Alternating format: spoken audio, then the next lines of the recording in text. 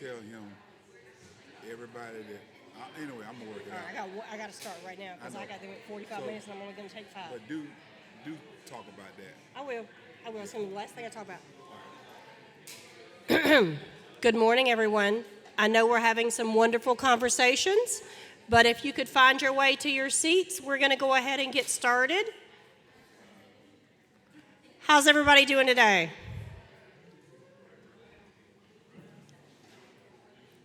All right. So, has everybody signed in? If you haven't signed in, there's a QR code, I think, right here behind me. You definitely want to do that today. There may or may not be a door prize sponsored by Hort Council, and it may not be sitting over here beside them. If you sell at a farmer's market and you need a wash station, you could potentially win one, but you got to sign in so we can count you. So, wave. See, right here. You got to sign in, and then we're going to use everybody that signed in to kind of figure out who's going to win. All right, next thing. Jessica, there you are. Raise your hand. Wave. Okay, so we have a children's business fair this weekend from 12 to 3. It's a free event. We have over 60 kids here selling their own homemade products. We're going to have a food truck, so if you can, come out and support a lot of the children in the area that are trying to start their own businesses and become their own little entrepreneurs. So again, it's free. You're welcome to come out. It's between 12 and 3. We will have a food truck if you get hungry. Come out, hang out with the kids. All right, that's one. Next, we have Ag Tech Symposium that's coming up. This is a free workshop. You just have to sign in. These will all be sitting out on the table out front, so if you get a chance. It's a wonderful program, and it's sponsored by our Dare Kentucky grant. So you'll get to learn a lot of our different partners, and we have a lot of students that will be showcasing some of the work and the research that they've been doing. Then we have our Beef Cattle Fourth Wednesday workshop. It's coming up in May, so it's May 27th, and it's going to be here. It's going to be on pasture management, reproduction, and weed control in your pastures. That's also a free workshop. In order to be here in the evenings, it's usually about 6 to 8. So for those people that work during the day, you can come in the evening. Next, this year we've decided to take Third Thursday on the road. Aren't y'all excited? I know I am. So our first on-the-road show for Third Thursday is going to be on poultry, and it's going to be in Hardin County at the Extension office there. You can sign up with Savannah out front if you would like. We're just trying to get registrations for this to gauge food. That's all. It's a free workshop. If you don't sign up, you may or may not get lunch. But if you get to come, please sign up with Savannah out front. Then,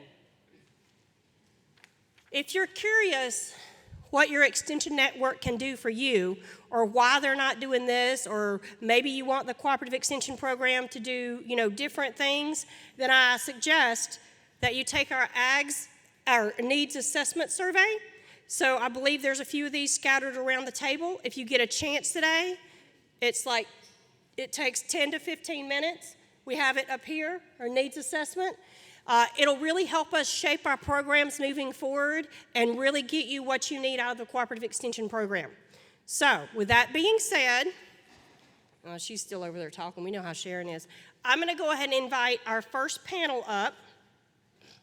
We're going to be talking about farmers market. How many people in here sell at a farmers market or manage a farmers market? Want to sell at a farmers market? Want to do CSAs or certified roadside stands or something? You are in the right place. We're going to have a wonderful workshop for you today. We're going to start out with Miss Sharon Spencer, has got a few market managers that are going to come up and talk to you about farmers markets and the ins and outs of farmers markets. Sharon, it's your turn. Well, just bring them on up. All right. I think, Bob, I need you up here, and Sadie, and I don't know who else. Miss Sharon Spencer, if y'all don't know her, you need to know her. You also need to know Mackenzie back here. She works with farmers markets throughout the state. Y'all watch this step. It's a doozy. I'll be the first one to trip on it.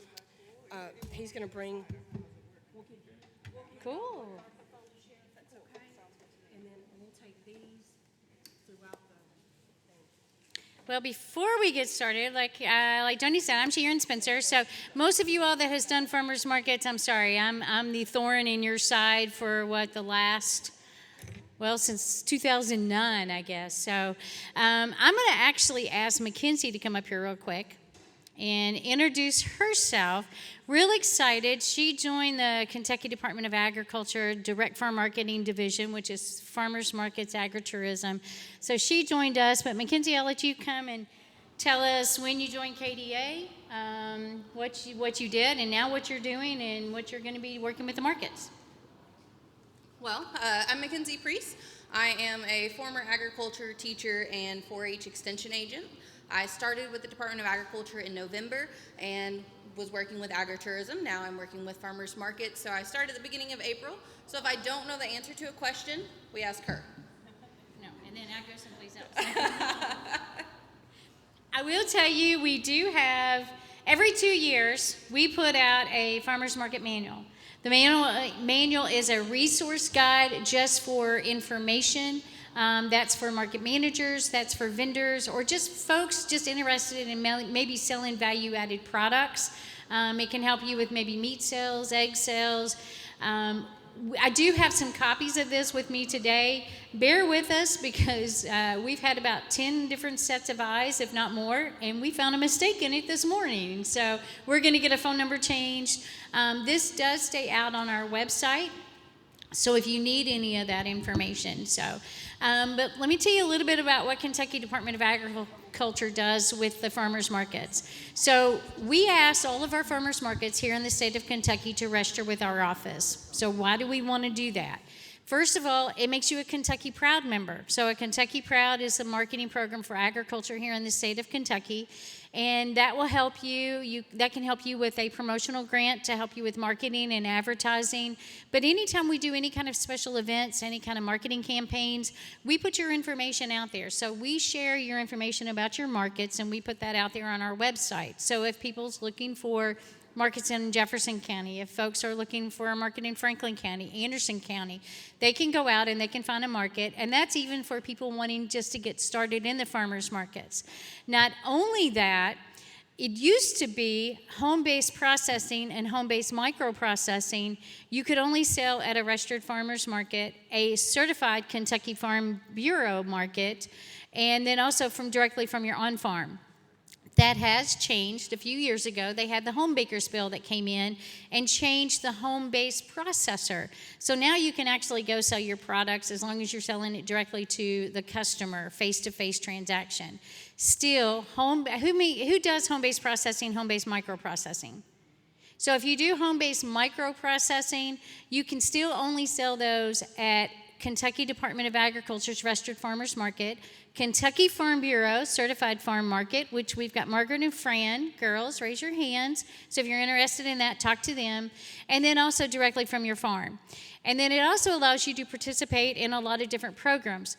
Community Farm Alliance has a program that's called Double Dollars. So that allows you to participate in that if you're a farmer's market. And then also with some of the senior and the farmer's market nutritional programs. And we'll find out these markets that we're talking to today, the different benefits and everything that they cover. But I'm going to quit talking. So I'm going to let you all hear from the experts. No pressure, no pressure. So I'm going to let you introduce yourself and tell what market that you're with. And then we're going to let them kind of tell a little bit more about their market. Maybe the year that you were established. We've got one that's been around for a little while, one that's new, fairly new, so we're really excited. So you'll get to see a little bit of the, I don't want to say old-timer and new-timer. That's not nice, is it, Bob? I get called old-timer a lot lately. I know. So you'll get to hear some that's been in existing for a while, and then you'll get to hear one that just has started and kind of learning from that. I do know that I've got a market that's going to be starting. I've got some folks here for that, so I'm really excited from Jefferson County. So if you are interested in trying to get a market started, just let us know, and we'll try to walk you through it and put you on the right path. But did we toss the coin and see who goes first? I would- the microphone. Do we want to move? I can't really see. I'm going to let you come up here, and I'm going to let you talk. I'm going to let you be in the center, so that way everybody can see you. And then, I may just have you kind of stand up here when we get ready to answer questions. But be thinking about any questions that you may have, especially when they're talking and telling a little bit about their markets or whatever. That way, we're going to have a time for you to ask questions and hopefully get some answers for you. All right. So I'm Bob Snow. I'm president of the Anderson County Farmers Market. If you drove in on 127 from the south to get here, you passed by one of our two locations, which is about 3 miles south of Mills Lane here in Anderson County. It's the old train depot. The train depot used to sit on the tracks behind our courthouse in downtown Lawrenceburg. And about 26 years ago, a donor bought it, moved it to county property where it sits now, and then donated it back to the city. So we've been operating it under a $1 lease for 26 years. I've been the president since 2000. There was something interesting going on in 2000 called COVID, and it just about shut us down. By the middle of COVID, we had 4 members as part of the Anderson County Farmers Market. And we have since grown to 40 members in 5 years. And these aren't returning members prior to COVID for the most part. These are brand new members. We are a producer-only farmers market. We don't allow any resale except under very exigent circumstances. But generally, we're a producer-only market. In addition to our 40 members, we also have a junior member category where normally our membership fee is $100 for a year for both of our locations. But junior members, kids under 18, we don't charge anything. And we also are not as restrictive on the type of items that they can sell at a farmer's market as we would be for a normal adult. So we get a lot of crafts that might not generally fit a farmer's market venue, but because they're kids and we're trying to get them the business experience and the opportunity to participate at a market, we're pretty lax with what type of items that the kids are able to sell. So the way our market at the old depot operates is on consignment. We hire a market manager, and he runs a central sales desk in the depot, and then our members can bring items and sell on consignment. Well, I say on consignment. They pay a 20 to 20% commission on all of their sales at the depot. And that is based on, the 10 or 20% is based on whether or not they volunteer at least 6 hours a month at some type of market function. So if they volunteer 6 hours, they pay a 20% commission on their sales at the depot. If they don't volunteer at all, they pay a 20%. If they volunteer, they pay 10. If they don't volunteer, they pay 20. We get about 4,700 visits a year at the depot. I know some of your markets, like Kelly here in Frankfort, you may see that in a month. But we're still a small town farmers market, but our customer traffic is improving dramatically every year. In addition to the depot, the city contacted us about 4 years ago to open up a downtown farmers market. And this is a traditional market, just an outdoor venue. And so that we're entering our 5th season in downtown Lawrenceburg. We hosted at a place called Century Bank Park, which is good for us because it's directly across the street from our senior center. So especially on our Tuesday market, and we operate downtown Tuesdays and Saturdays. We operate at the depot Friday and Saturdays. So on our Tuesday market, our senior center is very good about transporting seniors to our market so that they can participate in the Senior Kentucky Double Dollars program. And as a result, our redemption rate has been the last several years have been some of the highest in the state. Last year, I think we were at 89% redemption, which is based on previous years. It's just, we're just seeing a lot of growth. We're seeing a lot of seniors come to the market, and it's usually on Tuesdays when the senior center can transport them. At our downtown market, we're getting about 5,400 customers a year, and that is up from, I think, our first year at the downtown market, we had about 2,000. So we've doubled our customer traffic in just a few years. Our biggest events at that market are our monthly Kids Day events. And with the biggest Kids Day event, we have one Saturday in July each year that we have what we call a Kids Takeover event. And it's like a kids entrepreneur fair. So in addition to our normal farmers market members setting up, we allow kids to come and sell basically anything under the sun as long as they are the ones making it. And as a result, it's our biggest event of the year. We usually, where we average maybe 300 customers at a normal market, at our Kids Day event, we'll get 500 to 600 customers coming through. So it's definitely our best event of the year. At all of our all of the monthly Kids Days that we have at the downtown market, we give every kid that shows up $2 in farm cash that they can spend with no restriction. They can spend it at anything on the market. And that farm cash is provided from our sponsors. We offer local businesses $50 sponsorships, and as this year alone, I think we're at $2,700 in sponsors, and that money not only goes toward our Kids Day events and allowing us to be able to provide the farm cash to the kids, but it also covers our Kentucky Double Dollar cost share, 25% of that. One other event that we have during the year that you may want to incorporate into your markets is we have an FFA Day where the local student chapter of FFA will come and set up booths. This gives their students a chance to work on their SAE projects. Sometimes they're setting up informational booths. Sometimes they're selling whatever they're growing or making.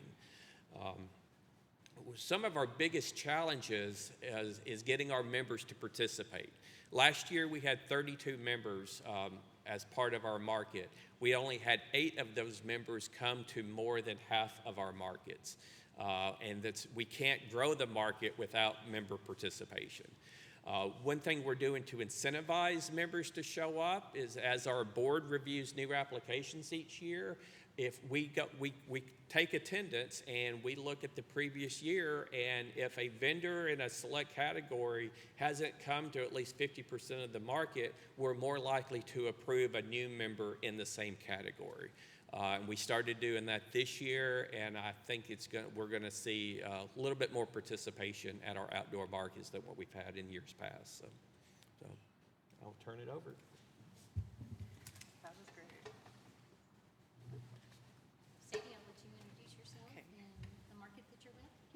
Hi everyone, my name's Sadie and I am also a train depot. We're in Jefferson County at the Butyl Train Depot, so love the trains up here. And we're entering our second year, which is really exciting. Last year was our first year, and I'm the owner-operator. I bought the space in 2023, rezoned commercial, and did all sorts of fun stuff to get the space launched. The way that I sort of describe the space itself is we're a community compound, and it works sort of like a clock. So we have many cogs within the clock, and the farmers market is one of them. One of the ways that we pay for all of the cool things that we're doing in the space is we also do private events, and so that may be a potential for others in their spaces, weddings and things like that. People like to be outside, like to be under these nice pavilions, and then we take that money and put it towards marketing our market, buying picnic tables. Like I just got 10 picnic tables, which is really exciting.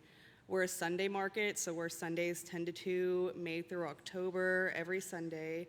Last year, we operated a Saturday market and we operated a Sunday market, which maybe was a little ambitious, so I combined them. So the Saturday market was arts only, and then the Sunday market was food only, and that was really based on a lot of feedback online of people wanting that separation, but it's really hard. So we combined them together this year. So this year we allow like 25% art, and then the rest is food, value-added products, and of that nature. And yeah, I mean, it's really exciting. We're a part of SNAP now, so I'm really excited to roll that out this year. That's a big part of what we offer as a community space. It's really part of the whole mission, is to be a space for small businesses to come, and we really make sure that we emphasize that to the small businesses locally. So our first year, we had over 170 small businesses show up at least once in our market, and those were paid spaces. It wasn't free, and we offer vendors the ability to choose one date out of the entire season that works for them, as long as we have room for them. So like, as long as the market's not capped, and then we allow 3 vendors within each category. And that varies a little bit. Some it's really better for 2, like crochet, it's 2, no 3 crocheters. So, but that flexibility, I think, is really what a lot of business owners are looking for, and so we provide that. So we give them a space to set up. We increased the price up $5 from last year, but last year's prices were $25 and $20 in the grass, and $35 and $30 in the parking lot. If you come more than once, it drops $5. So we're definitely a more expensive market. We're in a pretty urban area, but we do a lot for our vendors. So it's not just getting a space to set up. We have over 7,000, or not over, sorry, we're approaching 7,000 followers across our social medias. And so every time we have a market, we're posting on social medias. I'm making sure that we are also tagging our vendors' businesses, because the ultimate goal is that we're serving as also like a launch pad for them to go and do also like great things for their families and their business. So we take the social media aspect of that really seriously by going live and things like that. So yeah, we've got a really cool market, and really excited to see what happens in the second year. And yeah, thanks for having me here, and yeah, excited to answer any questions.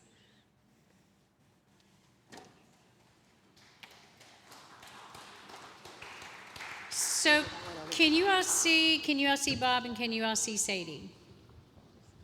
Probably not me, I'm sure. Oh, wait. Let me let you, I was going to say. And Bob, I don't know if you want to, I'll let you stand up. Have we got one microphone up here, I guess, maybe? I'm happy to stand. We have 2 out here. So I know that you had talked about your market and some of the things that you do. I'm curious. So, Bob, since you guys have been in business for a while, and then Sadie, with you all being new, I get this question a lot as far as, do you all have a board? Mm-hmm. And if so, do you all try to pull in other folks from out in the community? Or is it just all producers? Or is it just, I mean, what is your board made of? Yeah. And then also, how do you set your market rules? Mm-hmm. Do you have market rules? Are they simple? Are they 10 pages? Are they 1 page? So our markets vary across the state. We have some that has just a few market rules. Then we have some that has pages after pages. Mm-hmm. So tell us a little bit about, as far as your board, and then also your the board rules and everything that you have. So we do have a 7-member board. 6 members are our farmers market members, and we have our 7th board member is a community member. In our case, our community member works for City Hall, and she is the one who was instrumental in getting us to establish a downtown market. She comes, I want to talk about Cassandra. Her name's Cassandra Cooper, and she works directly for the mayor's office. And she comes to every market and does a live Facebook video. And I heard you said you had 7,000 followers. We're actually a little shy of 7,000. Awesome. But when she comes and does a live video, she gets easily 7,000 to 10,000 views. So I don't know that we would have near the successes at our market if it wasn't for Cassandra and taking such an interest in making sure that the Lawrenceburg market succeeds. As far as the rules. Yeah. So ours are somewhat simple. Our rules probably only a few pages. Most of them are just common sense rules that we just have to put on paper. But our biggest role, and I'll say this for you market managers, is our biggest role is to make sure that tents have weights on them.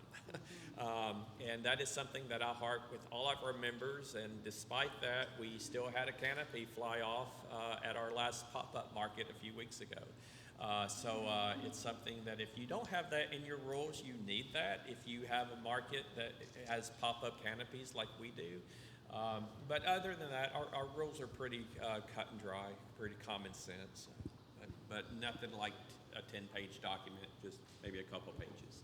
Sadie, since you all are new, Yeah, we're new, and I'm sole owner operator. I would love to have a board someday, but right now it's just me doing all the things, and then one of our vendors who has some market experience and experience in the food industry with some large companies is our co-manager. So she's helping out, she's outside, and she's helping making maps, she's helping me make emails, and then I'm the person that is like scheduling people, and then I'll be inside running the Snap booth, and she's outside. She's also kind of like the bad cop, because yeah, we have issues with tent weights too, and of course safety's priority, but it's tough. I don't like being the person like, hey, you're breaking the rules. So that is definitely part of our rules. Our rules are not too long. It's like a 3-page DocuSign. I really like DocuSign, so we use that, and it makes it pretty simple for people to initial each. I have them initial each row, because people even still will say they haven't seen this in the document or something like that. A lot of our rules are also straightforward. I also have in there it's up to management discretion, because things come up that it's hard to plan for everything, and so I think it sort of sets the tone for vendors at our space that they need to listen to management, and it's not just kind of like a do whatever you want kind of thing, which I think sometimes small business owners feel that way, because they want to have a lot of control, and we respect that, but when you're in the space, you got to do that. So the rules aren't too bad, and I'm hoping for a board member later. What's up? I'm a vendor at her. I'm a vendor at her market, and let me say this: she's underselling. All right, everything's done electronically. That's one of the things that we love as someone who's at her market. I know that can be challenging for some people, but it makes getting everything set up so much easier. Everything from insurance, showing your insurance, to showing your, filling out documents, to paying our fees. Everything's done so easily. Then on the flip side of that, just the market itself. I don't know. Did you mention the small train museum you put inside? No, I haven't mentioned that yet. Yeah, so let me tell you, because see, she's really underselling. Her market is not just a market, it's a total experience, which we bring people in, they enjoy it. She'll have a food truck come out, and it is so much that she does that brings in people in. Something that I totally hate having to deal with, social media, but her social media campaigns are absolutely amazing. And as a vendor, I appreciate that, because the bigger presence she has to bring people in via social media, then it means more people are going to see my product.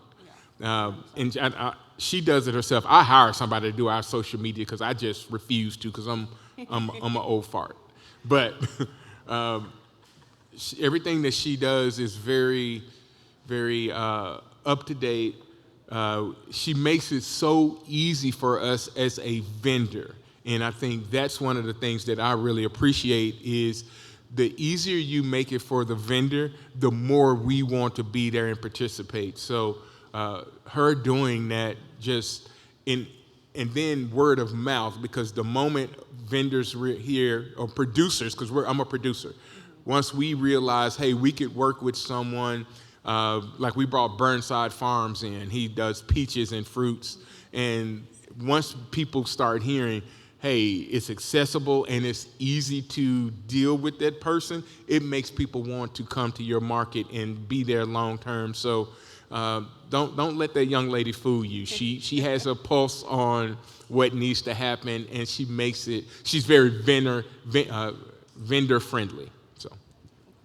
Thank you. I'll admit I'm not I'm definitely don't like to brag on us too much. I really like to focus more on the vendors. So like even on the business card, my name's not on the card because it's really just about the space. And yeah, I mean, it's just marketing is essential. And my background is I have a bachelor's of science in environmental science with a capstone in branding and marketing. And then I pursued a second degree in business management. So the branding and marketing side of things I really understand.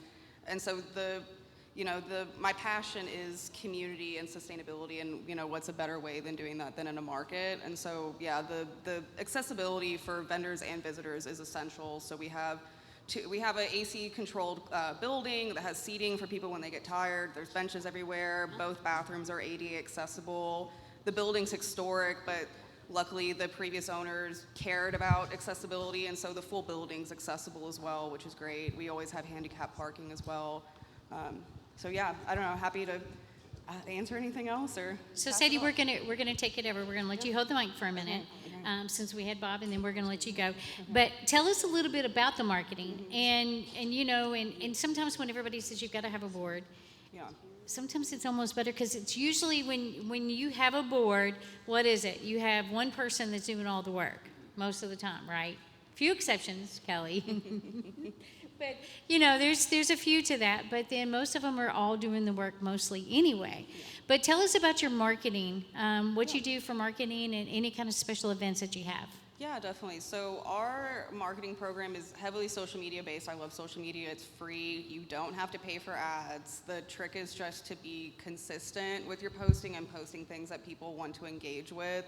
So like with branding, the whole point of branding is like what makes you you, why are you special? And so trying to tell that story consistently through posts. A lot of times now people want you to turn the camera around and show your face. So I'm trying to be better about that and talk more about like why we're doing what we're doing and what it means to shop local, which I think also is like kind of a no-brainer for a lot of people sitting in this room, but it's not for our greater community. And we do a couple events throughout the year that are special. My main goal is like we have coffee at every single market. Every single market we have free kids activities, so I'm swapping out sensory bins, and that's like actually pretty simple to do. Like you can get some corn and put like Dollar Tree tractors in there. It looks great in photos. It's also really easy on the flyer to say free kids activities. And then I just put it in a like one of those Tupperware things, slap the lid on it, and put it in the closet until the next weekend. And then we rotate that out. It's really huge for marketing. And beyond that, I do paid stuff. I will just heed the warning. If you do paid advertising, you're kind of like feeding the machine. And so if you stop, the machine kind of stops working.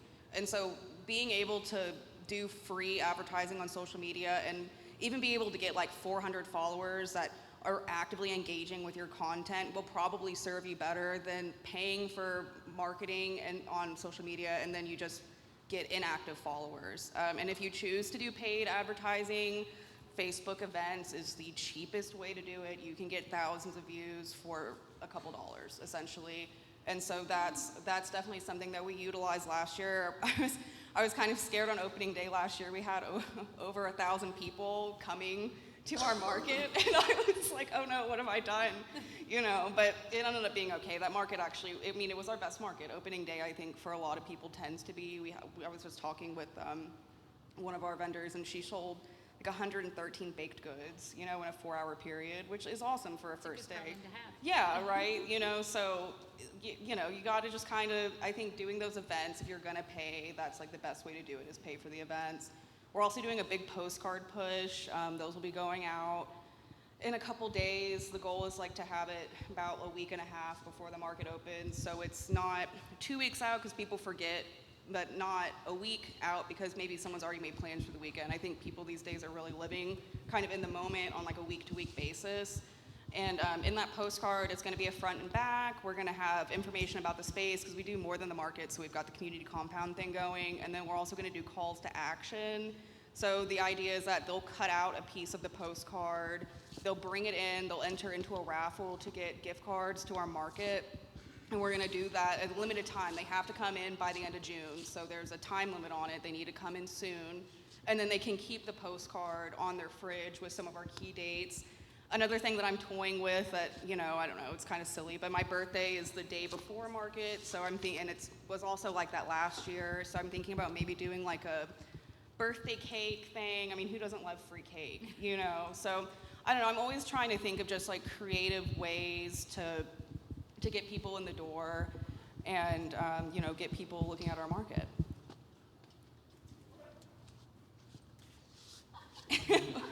Yes. She has free yoga. Yeah, we do She have has free yoga. free We yoga have for so people. much stuff there. Yeah, we do She- free yoga, community garden with classes. Are you doing goat yoga? Yeah, maybe in the future. That's I got a goat connect now, so maybe we can Activities do for Well, kids. let me know.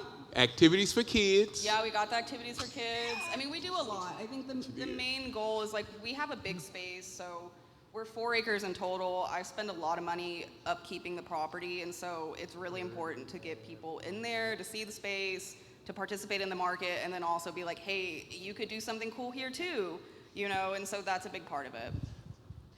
Owls, we've got owls and birds. I mean, we've got a lot. We've got know like that's it's, what that it's 3 acres of woods, so there's a lot of like bird sighting. I don't know. It's a really cool space. It's an adaptive reuse project. So we've taken just like them, we've taken an old depot and turned it into something cool. And I really think trains are the next big thing. So I really feel that way. Yeah, take that one. So I was gonna say, Yeah, so marketing is a huge struggle for us. Getting to a customer base that doesn't use social media. We do our social media posts. We try to do one a day. We're lucky to do 3 to 4 a week, but they work. We're lucky in that we have a lot of organizations within our community that share our posts. We also have about 3 community pages that have huge followings that we share our posts to. That's huge, but trying to get to those customers who do not do social media is a problem. We take out 3 newspaper ads a year. Matter of fact, sitting in the parking lot, it occurred to me that we were opening next Saturday, so I've cut and pasted from last year's ad to the newspaper to get something rolling so it can be in next week's paper. Our problem with our local newspaper is that it's very shallow. There's not a lot of content, and it's not even operated from our community anymore. It's operated out of Shelby County? No, Taylor, Spencer County, I think. Anyway, it's not operated out of Anderson County, so we don't have a local editor. I think we have a local reporter they just hired, but because for those reasons, we only do 3 ads a year. However, we did find out last year that a great way to get more information into the newspaper, and it's free, is by doing a press release. Because there's not a lot of information in our newspaper, anyway, they are very excited to have anything text-wise that they can put in as a press release. So we do those once or twice a year just to get a little bit more exposure. I couldn't even tell you what the circulation is for our county newspaper anymore, but I would venture to say it's pretty low. But it's the only thing that we've got, means we've got to reach, kind of non-social media users. I will give you a little caution on using Facebook events. They're very good for getting information out, but there's a lot of spammers on Facebook events that are not only hijacking your event, but commenting within your event, purporting themselves to be the point of contact for renting booth space. We just had that happen at our Easter market a couple weeks ago. Luckily, I don't think anybody got scammed, but I've been involved in some other events, and every event is getting attacked by these spammers that are purporting to be, affiliated with your organization. So if you're going to do an event, just monitor those, the comments on those events, so that you can, block and remove and delete those comments off of your pages. so what type of events, Bob, do you have in Anderson County? So we do a holiday market in December, and then during the year we'll do, the kids entrepreneur event. We'll do a couple pop-up events, what we call pop-ups. These are markets outside our normal calendar year. We just did one the Saturday before Easter at the old depot. Very well attended, had parking problems, which is a good problem to have if you're gonna have a problem, I guess. I think we had 15, 16 vendors set up, which is really good for us at a pop-up market. And then we have our opening day coming up in downtown Lawrenceburg on May 16th that we'll heavily advertise for. Knock on wood, as of right now, we have Miss Kentucky coming to make an appearance at that market. First time that we've had her come to Anderson County, so we're super excited at the customer base that this may draw in for us. And she's a doll. Miss Kentucky has been great to work with, and that's one thing most folks do not know. When Miss Kentucky becomes Crown, she also kind of becomes an employee of Kentucky Department of Agriculture. She's a spokesperson for Kentucky Proud. She works a lot with our ag education, and I think, are you having Miss Kentucky here Saturday? So if you want to have some kind of special market event, and if you want to have Miss Kentucky there, let us know. We can get her scheduled. We have to work with her scheduler as well because she does all of Kentucky. But it's a great opportunity, and the kids love it. They just look at her like she's a superstar. So it's really, really cool. I'm going to open up. Does anybody have any questions? Oh, we got hands. I love this. Joni, over to this side. Oh, okay. Sorry. Kelly's got So I have a question about the social media and your marketing with those platforms. One, Instagram versus Facebook, and static versus video. Which one do you feel like gets more engagements, and which one do you all prioritize over the other one? We do, in Anderson County, we do both. We will cross-post from Instagram, so it cross-posts to Facebook. I think you're correct in that live videos tend to draw more interaction than static photos. However, I despise doing live videos. Luckily, we have a few in our market who don't mind them as much as I do. So we tend to do more static posts than live video posts. You made a comment about having your face on there. My understanding is if you've got your face either in photos or videos, it significantly boosts your algorithms and helps get those posts out to the public. That's another area where I fall flat because I don't do any photos with people in them. But yeah, the main answer to your question, we do cross post. Occasionally we will we'll post the same content to both independently, just again to help the algorithms work in our favor. But generally it's a cross post, posting to Instagram that carries over to Facebook. Yeah, I'd say same. I think, Facebook is good to reach an older crowd, and Instagram reaches the younger crowd. There's some main ones, like you've got TikTok, Instagram, Facebook, Threads, and then X, or like what used to be Twitter. I'm not a huge fan of Twitter, so I don't use it. I think really you should try to pick two out of those groups, and really focus on them. I've always liked Instagram. I'll be 30 this year, so that's kind of my age demographic. And from Instagram, I cross-post over to Facebook and Threads. So Threads I really like. It's it's Instagram's version of Twitter. It's a very community-driven platform, and we've gotten a lot of good responses from there. It's also really good at geolocating people, and so you can literally just hashtag Dear Algo. I want to meet people in Louisville that like fresh produce, and you'll get some hits. So that's an easy way to do one post and hit all three. We're somehow monetized on Facebook, so I do try to post on Facebook solo to see if that helps. It doesn't seem to have much impact, honestly, and it's not a ton of money. It'll probably pay for one ad for the whole year. And she mentioned hashtags, and we do try to use about 10 hashtags, and we have found that our posts that contain hashtags do reach more people than those that do not. Yeah, and trial reels are good too. If you're on Instagram, try doing a trial reel. That's a little toggle you can do. And also something that we did in the first year that had a huge benefit was doing collaboration tags. And so there's a difference between tagging someone and doing a collaboration tag. This is on both Instagram and Facebook. What that does is it posts it to both people's profile. And so it's really helpful, whereas like say I post a photo or a video and I tag you in it, only my followers will see that and they'll go to look at you. They'll have to click on your tag, whereas a collaboration, it posts to your profile and my profile. And so it can really garner a lot of success with your vendors. So like you don't have to just show your face, you can show your vendors' faces.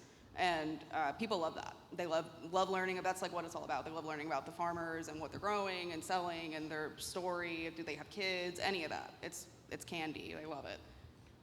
One of the most successful things that we did on social media, and it's been quite a few years back, is in the month to 6 weeks leading to opening day, we try to do a daily member profile. Yeah. The problem with that is getting your members to buy in to submit the material to you, the photos and the biography for that. But when we did that, it was incredibly successful, and it's something I wish we could do every year. Yeah, I wish we were doing that this year, but yeah, it's a lot of work. I think it's good if you're starting out, or if you don't have a lot of following. That's a great way to really boost your following really quick. Is like do those collaboration posts with your vendors, and then we got a little bit burned last year because I felt like we posted people that were coming later in the season, then they weren't there on those dates, and so that kind of becomes an issue too. So like I think keeping that in mind, and this year going forward, I'm only doing weekly posts with people, and then I'm gonna highlight our like seasonal vendors and daily posts like that, because that gets people ramped up. So now, do you all do like a Facebook Live or something when the market is getting ready to open? Do you walk around? I know a lot of our markets will do that. They will walk around and go, okay, this is what we've got at the market today, and we've got so-and-so here with what products. Do you all do that? Do you all find any kind of success out of that? We generally don't, because we don't have someone that can do it.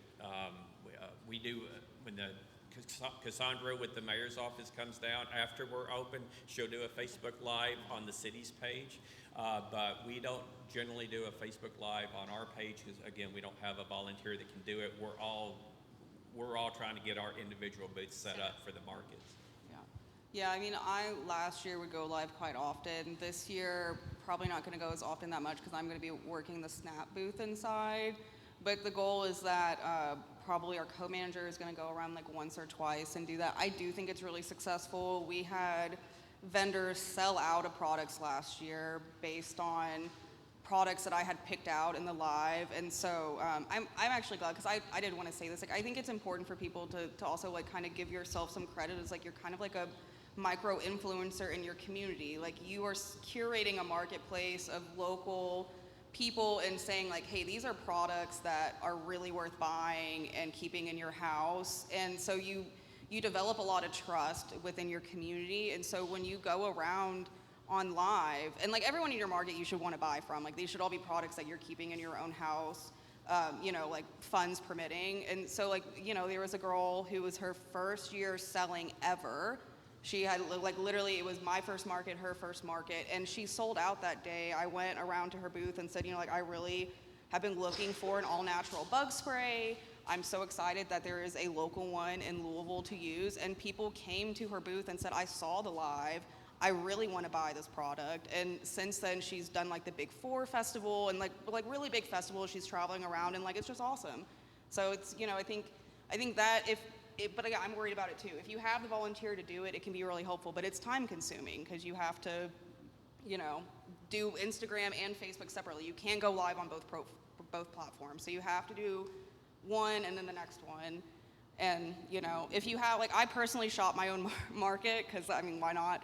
That's, what it's for. So, like, when I go and shop the market, I will do a lot, like go live, and I make sure I have cash, like if I can, so I'm not having to hide my card number. But like that's a really good way to do it too, is like if you're already planning on shopping with your vendors, try to do it earlier in the market, and then just do your own grocery shopping and record it. And then I try not to play favorites, and I do try to go into everyone's booth, because it's like that's what it's about. So like even if I know like hot button topic, like 3D printing, I'll go in the 3D printing booth and be like, look at the little dragon, very cute, and it's just like a nice thing to do for people that are in your community.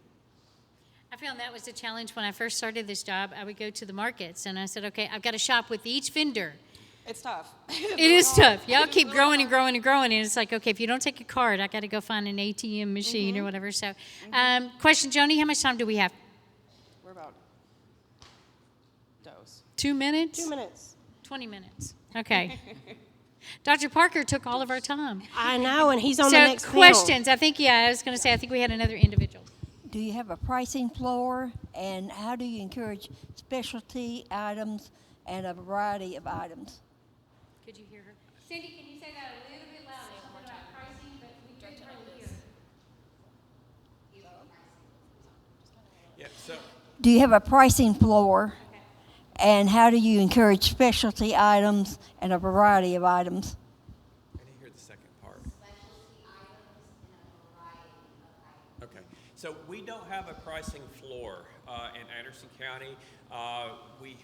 We're lucky, and all of our members communicate. They all get along. And in the 2 pages of our rules that we have, we do have a section that deals with pricing and undercutting any other vendors. So basically what our rule is, if you have a product, we expect you, if you're the only one with the product, this doesn't matter. But if you have a competing product, we expect you to price it within the range averaged by the Center for Crop Diversification and their market price reports. So if we have a grievance about someone undercutting another vendor, then that's what our grievance board would do, is they would go to that document, look at the average prices. We usually use the one that's published for Adair County. It's Columbia. It's a little bit more size of community. I mean, obviously we can't use Lexington prices for Anderson County. So we usually look at what they're doing down in Adair County, because that's one of the published reports in that document. For specialty items, we leave that up to the vendor, and if it's 2 or more vendors have the same type of item, we ask that those 2 vendors work that out, and to date that has worked for us. So we haven't had to do anything more formal than just request that our vendors communicate with one another. So. Yeah, I'd say about the same. We have some prices like how much eggs go for, things like that, and then ask that vendors communicate. That was some good feedback that we got last year, was just that everyone's, for the most part, getting along. But, at least that there's some good communication, and that's important. So, yeah. I like that it's in your bylaws, so I'm going to maybe consider that for next year. And that's one of the comments that you made on the price reports. University of Kentucky Center for Crop Diversification, I don't know if Brett is here yet or not, Brett Wolf, they actually he's going to be here later, but they actually are looking for folks that would like to be a farmer's market reporter and send your price listing and everything in. So check with Brett. He'll be here a little bit later. Joni's going to come up here and kick us off. So first of all, I want to say, Bob, Sadie, thank you all so much. So proud of what you all do.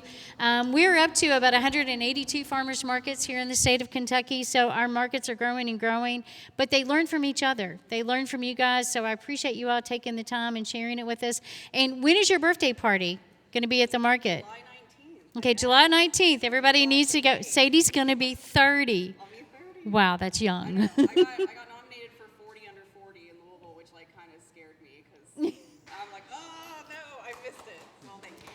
Guys, please give them a round of applause. It's hard to get up here and talk, but I appreciate everything that they do, all of the hard work, so thank you both so much.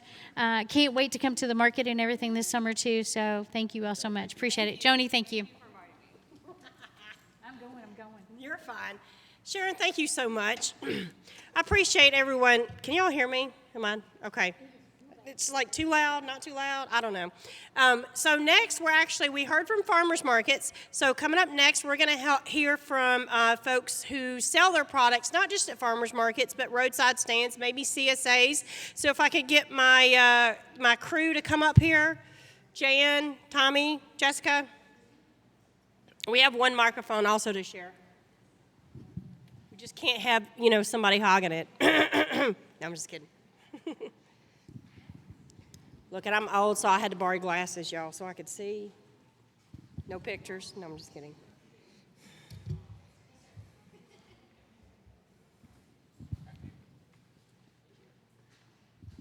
Don't get that one too close to this one. Whee!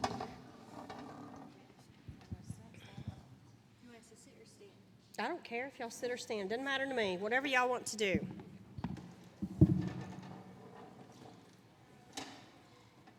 All right. Well, I've got a few questions that I've prepared, but we always know we never go off script up here. We just kind of we're going to talk a little bit, have an open conversation, and then as y'all have questions, please raise your hand. We've got a few people running around with the microphones. And we're just going to kind of talk about selling your products, because sometimes people have trouble when they start out figuring out where to sell, how to sell, what to price, and things like that. So with that being said, I was wondering if each one of you could potentially briefly describe your operation, kind of what you sell and what markets you use. We'll start down here. Hi, everybody.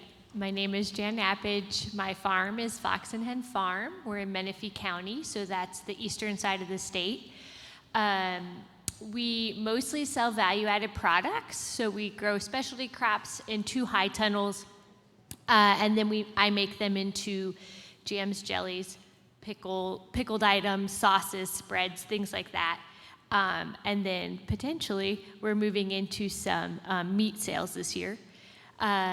We sell mainly at the Red River Gorge Farmers Market.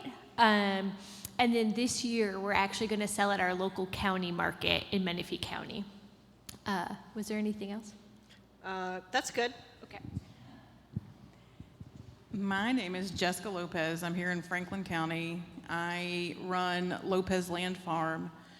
We are a Farm Bureau certified roadside market. So we sell, there's Freya. We sell directly, technically on our front porch, but it's not attached. Only by one screw. Tell us about your operation. So our market we run, we sell meat, we sell produce, we have value added, but we do more of the ag tourism. So we're doing a whole lot more of the hands-on experience of farm living and where your food actually comes from. So we always invite people to come and actually tour. So our number one thing is getting your hands in the dirt, seeing where it's coming from, and just the whole farm experience. And we do not do farmers markets just because we value our Saturdays at home. We like to be at home. So another reason we did the roadside market was the fact that we could sell from our home. So that was the benefit for us joining them. Don't get it too close to this one, it'll yell. Okay.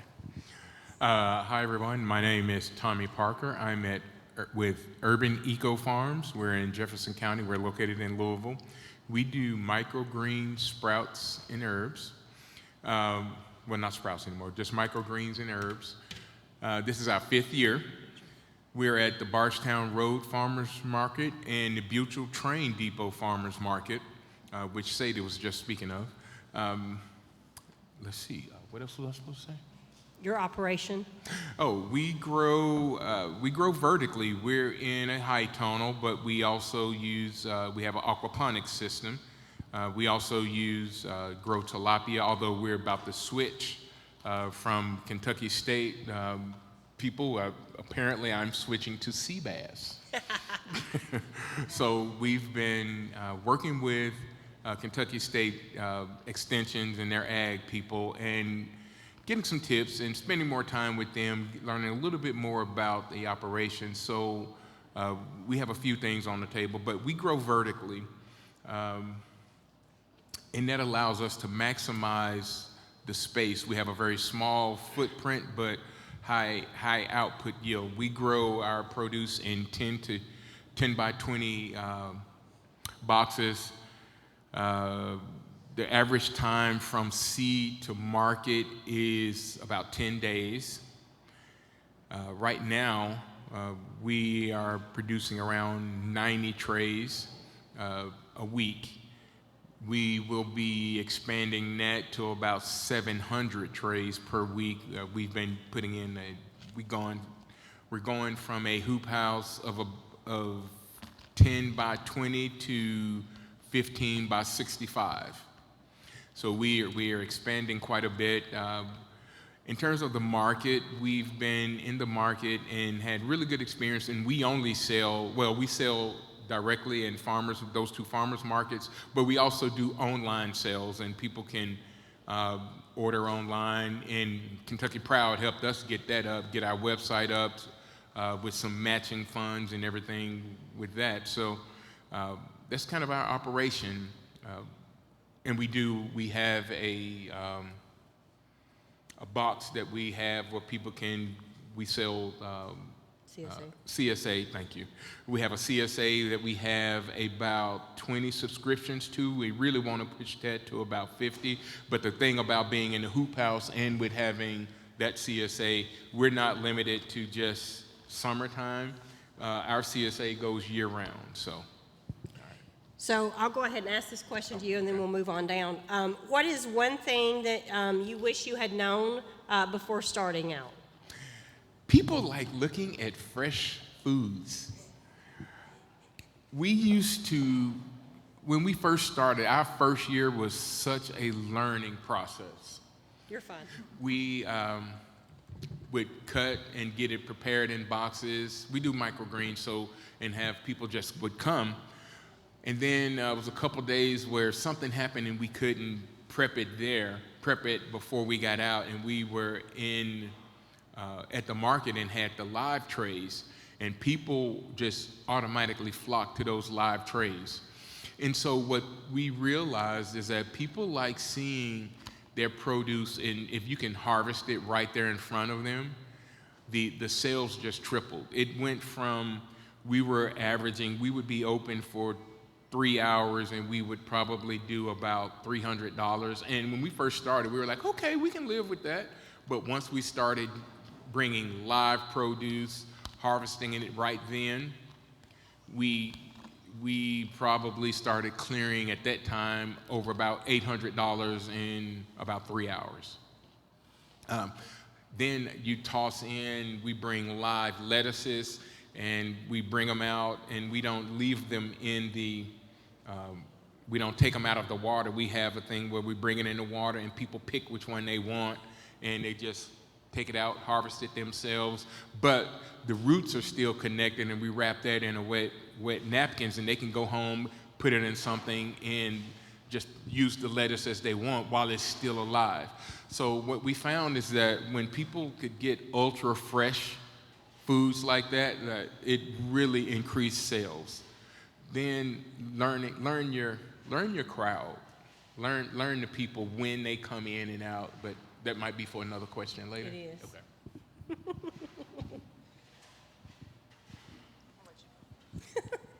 Well, I feel like I've learned a lot of things that I would do different, I guess. But one thing would be, we started out growing to sell fresh produce at the Winchester Farmers Market. So that was back in 2018. But both my partner Kevin and I work full time, and it just was really, really hard for us to bring high quality produce with like our work schedule that we wanted people to eat fresh.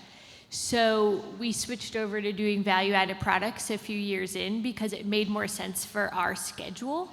So I always encourage folks, like, it's okay to pivot, and if you thought you were going to be doing one thing but it just feels like it's extra stressful, or like it's making it not fun anymore, it's making it not enjoyable. I'm not saying that all farming is fun.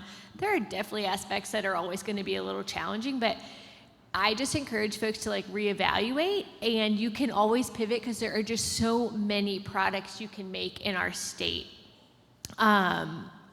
Whether it's fresh, whether it's frozen, whether it's processed in some other way, because there are just so many folks doing so many cool things. So I would encourage that. And then, did you say we're going to talk about customers later? Okay, then that was my other one. Okay, so I can get on my TED Talk. So we've been doing the market for many, many years. We've done the in-person markets in Franklin County, and we did Anderson County. We learned real quick that was not our jam, so pun intended. We decided to do the farmers market at our home because we thought welcoming more people, seeing how they do it. We've learned that we don't want everyone at our house. So that is something I wish I had known before, because if you go to the other certified markets, it's not knocking on their front door. So I will say I wish I knew that beforehand, but that has increased my signage, saying please do not enter, and getting very more specific on rules that this is a home, this is not all, like everyone come in my home. Please don't do that. I wish I knew that. And then starting it from your home, also knowing the permits that are required. So permits selling from your certified roadside market are different than selling at a farmer's market. So learning about those, learning the cost of those things was very valuable. I could go on for days of things that I have learned. Like we learned that CSAs are not for us either. So a lot of our clientele was smaller homes. Well, if you've got massive productions, these smaller homes do not want 5 onions a week. They don't want that. So we learned doing CSAs for 2 years that that's not what we wanted to do either. So knowing that you can try different things and then next year maybe switch it. So we've done that as well. So don't be afraid to fail, because you can still find something else that works for you. So that'll lead me into my next questions. You might as well just hold on to that mic. From your perspective, what are the biggest differences between selling at a farmer's market, running a CSA, or operating a roadside stand? So, Put you on the spot. It's okay. my farm is completely different. So for selling at the farmers markets, we did not like giving up our Saturdays. So we are strictly, I have a family of 6. So it's either 6 or none. So you have to get all 6 of us Lopez's. So it was really difficult for us when we were doing the farmers market, getting all of our children out the door, being at market, making sure everything's correctly labeled, making sure we've got money boxes, making sure all of this. And that was just too much we didn't want to deal with. And then, so then we did that. What was the other one? CSA and The CSA, again, like I just said, it was a hit or miss, because for a family, when we grow, so for instance, meat rabbits, when we raise meat rabbits, we want a good 5-pound rabbit to feed a family of 6. Well, our clientele was a family of 2, and a 5-pound rabbit is not what they're looking for. They're looking for like 2- and 3-pound rabbits. So for us and what we raise, because again, what we raise is what we are eating. So I'm raising to feed my family. Our extras is what we're selling to the public. So it didn't make sense for us to raise a whole bunch of 2- and 3-pound rabbits and then just take the chances that we're going to sell it. Otherwise, if we eat it, we're going to eat 3 or 4 rabbits, and that just doesn't make sense for us. So doing the CSAs, that was kind of, and then we had people that were getting more particular. Oh, I want these and I don't want this, and I don't want to deal with that. So this is the bag, this is what's in it this week. Next week might be different, it might not. And that's just the way that we are, and I don't like doing that. Again, this is what I do for a living. If it doesn't make Mama Lopez happy, Mama Lopez ain't doing it. So I don't like doing CSAs like that. So we don't do the CSAs either. And then the roadside market, I do enjoy much better, because I'm already home. I don't have to round up children and get them ready and get vehicles packed and doing all the things. Like, we're there. And not only are they coming out to our property, we're still actively working. We're still harvesting vegetables. We're still working our livestock. Everything is still there. So nothing is cutting out of our daily lives of packing up a trailer and then going every weekend or every Tuesday or every Thursday to these markets. We're already at our market every single day.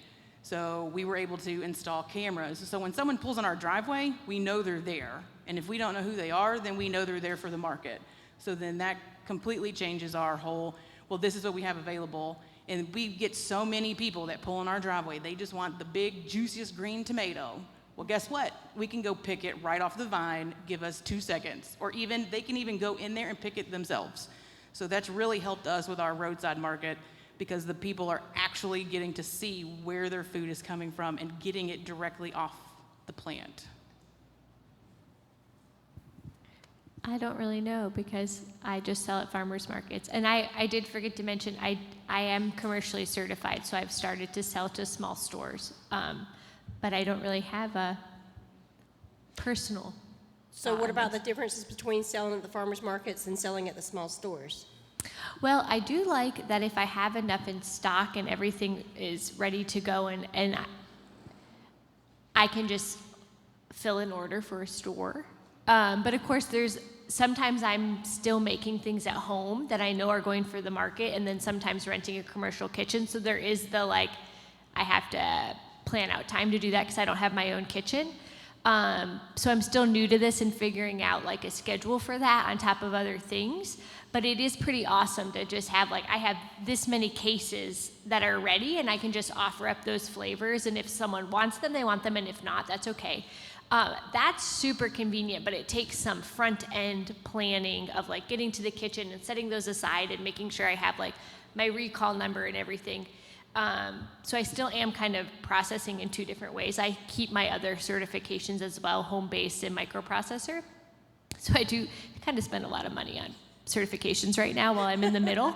But it kind of works for me, and it makes me more flexible during the season, so I just keep on.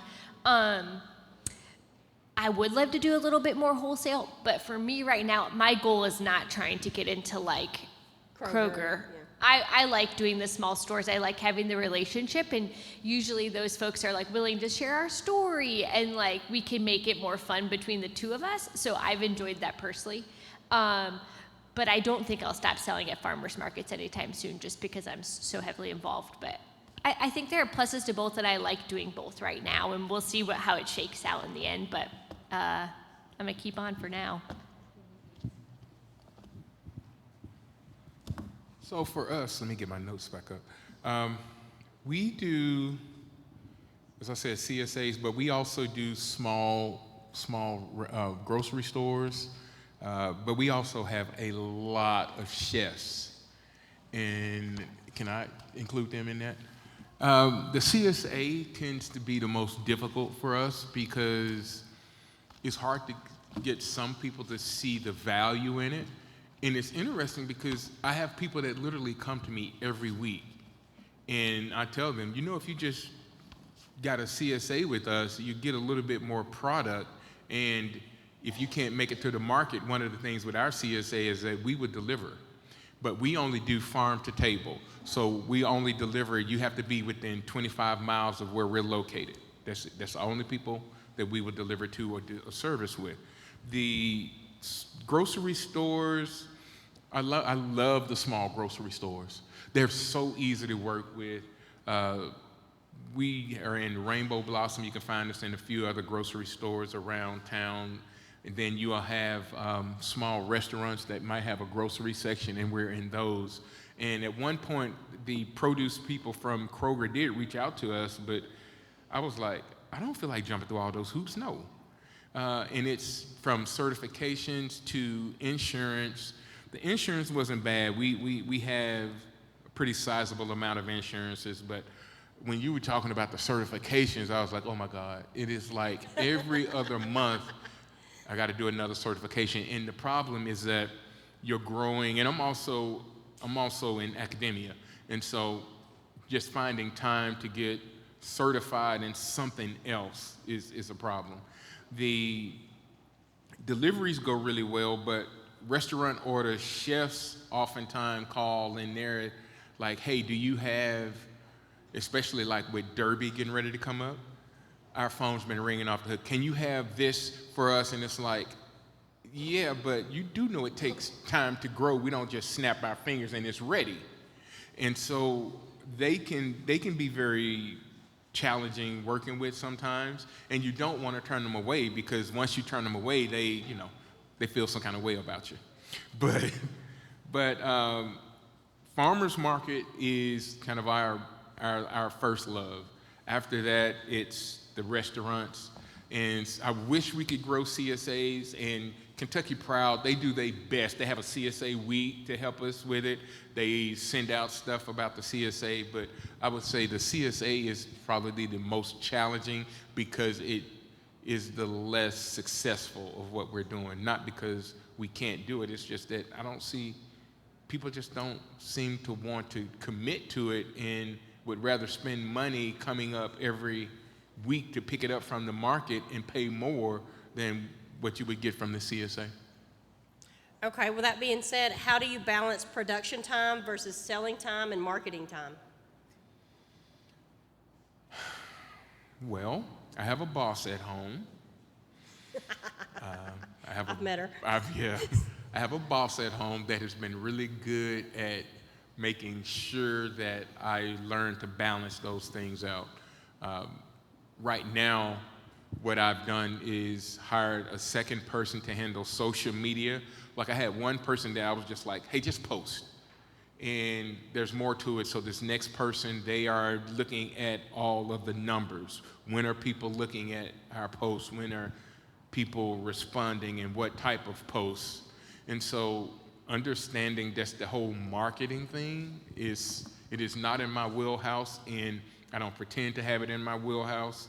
So you got to start delegating. And if you're running a business, you're not necessarily delegating, you're paying people to do this. And as your farm grows, you just have to bring in other people, because now with the expansion of this greenhouse, I'm putting in things to automatically water.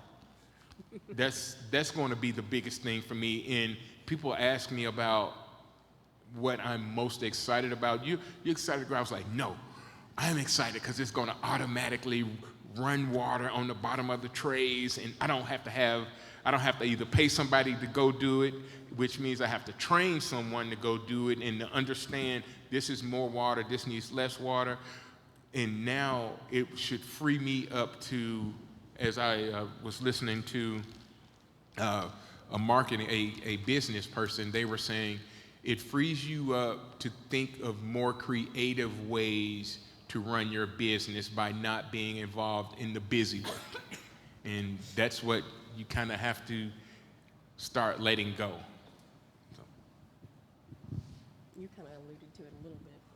I forgot the question. How do you balance production time versus selling time versus marketing time? Oh, well, that's my life. I live on the farm, so marketing is first thing in the morning. Scheduling time, I mean, I could not have had 4 better children to be my free laborers. So all of my children have designated areas of our property and farm that they're the ones that are in charge. So timing is just, did you do this? Did you do that? So that kind of falls in play there. As for marketing, I'm really, really, really obnoxious about marketing our farm. I will throw our logo on almost anything. Even my daughter works at a bakery. Well, she has to wear a hat because you work at a bakery. Well, guess what? She's got a Lopez hat because she has to still advertise for the farm. We've got t-shirts. Anytime we go out and do things, we consistently have a t-shirt. I always have brochures about our farm with us at all times. So I'm always consistently throwing it out. This is what we do. This is like, you can see it in pamphlets and like that. So that's kind of the next question too. So y'all can both answer that one. Is again, how do you market your farm? So, what marketing strategies work best for you? So y'all can answer both of those. Well, I will just say on the whole social media, I do not like social media. If it's not something that's negative or going to cause an argument, Facebook isn't going to post it, and they're not going to share it. And I want nothing to do with that at all. So I am very I just don't do a lot of social media posts. We do have our own website. However, our website's currently down because our Kentucky Proud is still on hold with money. So, but I do utilize our website a lot. We do weekly newsletters. We do posts through that. But for social media, I am not very on that. You want me to answer both of those? Sure. The timing? I will say, honestly, I'm not very good at time management. And if Kevin was in here, he would tell you that is true. Mostly just because we're juggling a lot of different things. And so I don't think I'm the best example of it. I'm trying to be better, but it's an area that I struggle with balancing my day job and the farm and just being a mom. And we are both transplants to Kentucky, so we don't have any family helping us with anything really, but especially childcare. So we are all doing all the things together, and sometimes that means that takes longer with a 3.5-year-old, but we're learning to adapt. So time management, I don't really have a lot to share about because I'm working through it this year. But marketing, so I do a lot of social media, and I think Sadie had said like at least pick 2, and I actually would say the same thing. So I usually post to Instagram and then share it to Facebook.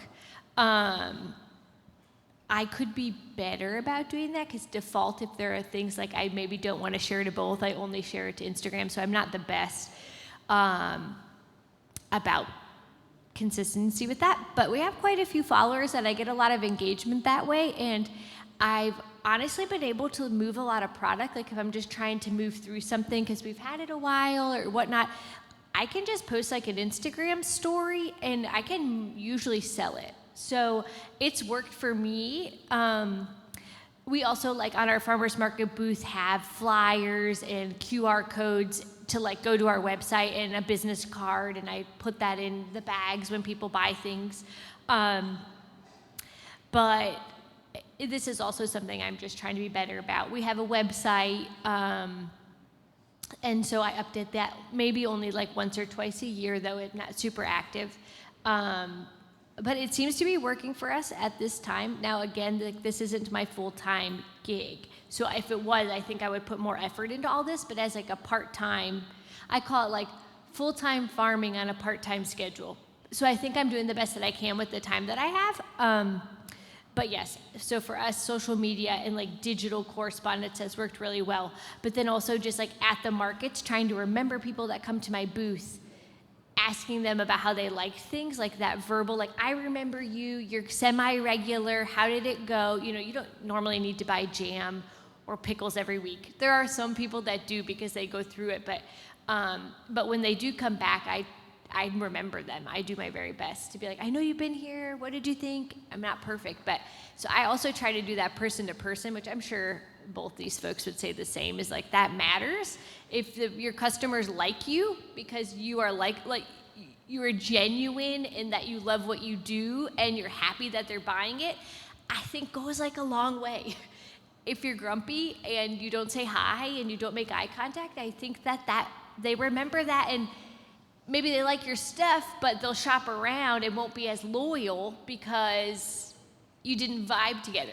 Now, of course, I'm not besties with everybody, but I just do my best to have customer service while still shining through like my personality so it's genuine. And so I think that goes a long way too. And then it was mentioned in the last panel, but just like cross-tagging folks. So if I buy something from the farmer's market from another vendor, whether it be a farmer or an artisan, I tag that, I show what I got at the market, so I'm supporting other small businesses, and that I feel like they support me in that way, or they'll like share what I shared to show like, oh look, our customers are happy, and so I think that goes a long way too. I always tag our markets, I always let folks know when I'm going to the market. I don't do anything fancy, I'm not like a social media influencer, it's very organic, but I try to be on it in the sense that you'll know where we're going to be and what we're going to have. Okay, I'm going to get long-winded. Do you remember the question? I wrote it down. Okay. I did. That's what so y'all see me on my phone because I know I forget. I write them down in my answers. So what do we do for marketing strategies? We started with social media on Facebook and Instagram. Then we expanded to TikToks, making just short videos of showing the produce and walking around. But then we started just going to events, and things really took off for us. In Louisville, there was a Black Chef Showcase, and the chef that started this knew that I used to be a chef, and he just threw me in it. And one of the things that we did is we showed up with live produce to cut in the competition, and that really took off for us. And so at that point, it was kind of word of mouth. So then we started doing farm-to-table dinners and showing people how they can use your fresh stuff seems to go really well. And from there, people just started requesting, farm-to-table dinners. And that's really been the driver in terms of the produce part, is because people like to see you cooking with fresh materials. So we did that. We have a website, and our website was designed really well. I invested some money in getting a really nice professional website, which is interesting because it's been under chain block attack ever since I've been here. It's crazy, but protect your website if you get one. But it's the website does really well for when people look for us. But what I found to be the most successful for us was setting up a Google business page, because people search for everything nowadays. And so if you're in Louisville and you look for microgreens, we're going to pop up first. I set up the Google, I set up Yelp reviews, all those things where people can give feedback. I found those to be really helpful. And I set those up, and then I turned them over to someone else. So for us, it was social media. We started showing up at events, the farm-to-table dinners, and the websites. And now I'm going to start posting our logo on everything. So. Joni, can I add one thing? Sure. Okay, I wish I could take back everything I said, because I think the most impactful thing I've done for marketing is to let people know me, like through social media or a newsletter or whatever it is, or our website. Like, tell your story, because people want to buy things from people they feel like they know and that they want to support. And so I try to share about like our daily life as much as I can without it feeling invasive, but like also sharing about like a funny story about one of our sheep or like one of the pigs or the chickens, right? Like I make it like a personality and I share about that. Or just like a win that we had or a struggle that we had. Just trying to balance all those different types of stories, not being too negative, not trying to be toxically positive, right? But just like being real about it and letting folks know like we're doing the best we can with what we have. We're always adapting and we're always like happy to learn. And we don't have it all figured out. And I feel like that has caused a lot of discussion on like whether it's like Messenger or Instagram messages where people like want to know more, or we'll reach out and be like, we're in the area and we won't be there on the market day, but we would love to get some of your stuff. And so like I've had lots of interaction like that. Yes, it takes some time, but I think like if you let people know you, like those lives work. I don't do them, but they work because people see your face and you're interacting in live time and it's real. And so I think there's ways to do that if you're intimidated by like the Facebook or Instagram live, to do it and let people see the real you. So I actually have one more question. Oh, you want go ahead? Nope. I have one more question that kind of leads into all of that. I bought these specifically to go live when I'm doing stuff. So the Meta glasses. Oh. That's why I bought them, so to go live where people can see what I'm doing, like at the same time I'm doing it. Because going live without these, you got to hold the mic, the camera, and try and do the stuff. So I bought these specifically for that. And That's cool. It's grown stuff for I might have to look through those.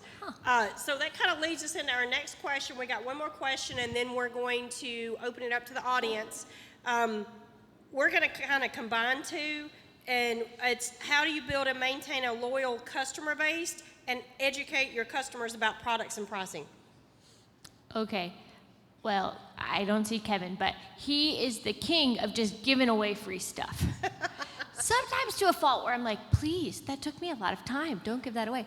But he'll always throw like an extra in a bag if he's the one working the booth. We also like to do deals. Like if you buy 2, you get a discount. If you buy 3, you get a discount. So we'll play that game with folks. And we also try to price so like people are giving us like whole dollars. So we never want to carry change. This could be controversial. This is just how we do it. So it's easy for them to give us their money and for us to give them change.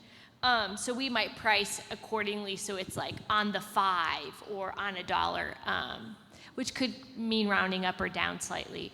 But I have found those deals, like then people will haggle with me a little bit, and I know you don't always want to do that at the market, but it creates this interaction, and like then folks know that I'm like willing to talk to them about it and whatnot. So that's caused a lot of good positive interactions for us. Now I will say that I feel like I price, since we're technically like in Eastern Kentucky, we are in Eastern Kentucky County, and then our market's in Powell County, so that's like the edge of Central and Eastern. The prices at our market are higher than Eastern Kentucky, but lower than Central Kentucky, and that can be a little weird sometimes. So I do use this CCD price reports for like produce, if we're ever bringing produce along with our stuff. But what I do for pricing my products that are value added, I have two ladies also at the market, farmers, that we all talk prices, and we're usually within $1 of each other, and it can depend on like what the inputs were for someone and what we valued our time on. But they're like great sounding boards. I actually was like, I need to text them today. So they help me a lot with all the value added. And then I also try to be in the know about like what's going on in counties further one way or the other, so we can find a middle ground. And then I also do try to know like what it costs me to make it and my time as well. But that, I think being really thoughtful about your pricing can bring customers back, and being flexible about it. It might ebb and flow based on, like if you're from market to market, this is very farmers market specific. When I do commercial, like wholesale, I'm never giving them much, but I do usually give a discount because they're buying at least 12 or more jars for me at a time. So I will round down slightly for that, just because I'm offloading so much at once. Yeah. I am the complete opposite. So I price my items fairly on the higher end of what most people do. I will base my prices on other certified markets on what they're selling, but I do tend to go on the high side just because instead of selling them one single item, I can then turn that into, well, if you come back, I can teach you how to do it yourself. So not only are you going to come back, I'm going to have, quote unquote, a class, and I'm going to teach you how to make it yourself. So really you're going to pay me more for teaching you how to do it versus me selling you that one jar. So that's my tactic on selling. And again, we're going more towards the agritourism and teaching people how to do these things and not just selling them something. And that's how you keep your customer base, is kind of wrap them into that education part? And when someone invests in me as a farm and as a educator, as a teacher, then I invest my time back into you. So I'm a 24-hour like mentor. I'm always available on phone if you ever have questions. So they're technically becoming part of the farm at that point. So they're consistently, oh, well, I don't remember, how did we do this? Or can you talk me through this? Or I'm getting ready to process my first chicken. Can you walk me through it again? Or can I do a Zoom call with you while I'm doing whatever it is that I taught them, so that I can kind of coach them through it, saying that you can do this, you can process your chicken, and you can do this from home. So that's my route of pricing.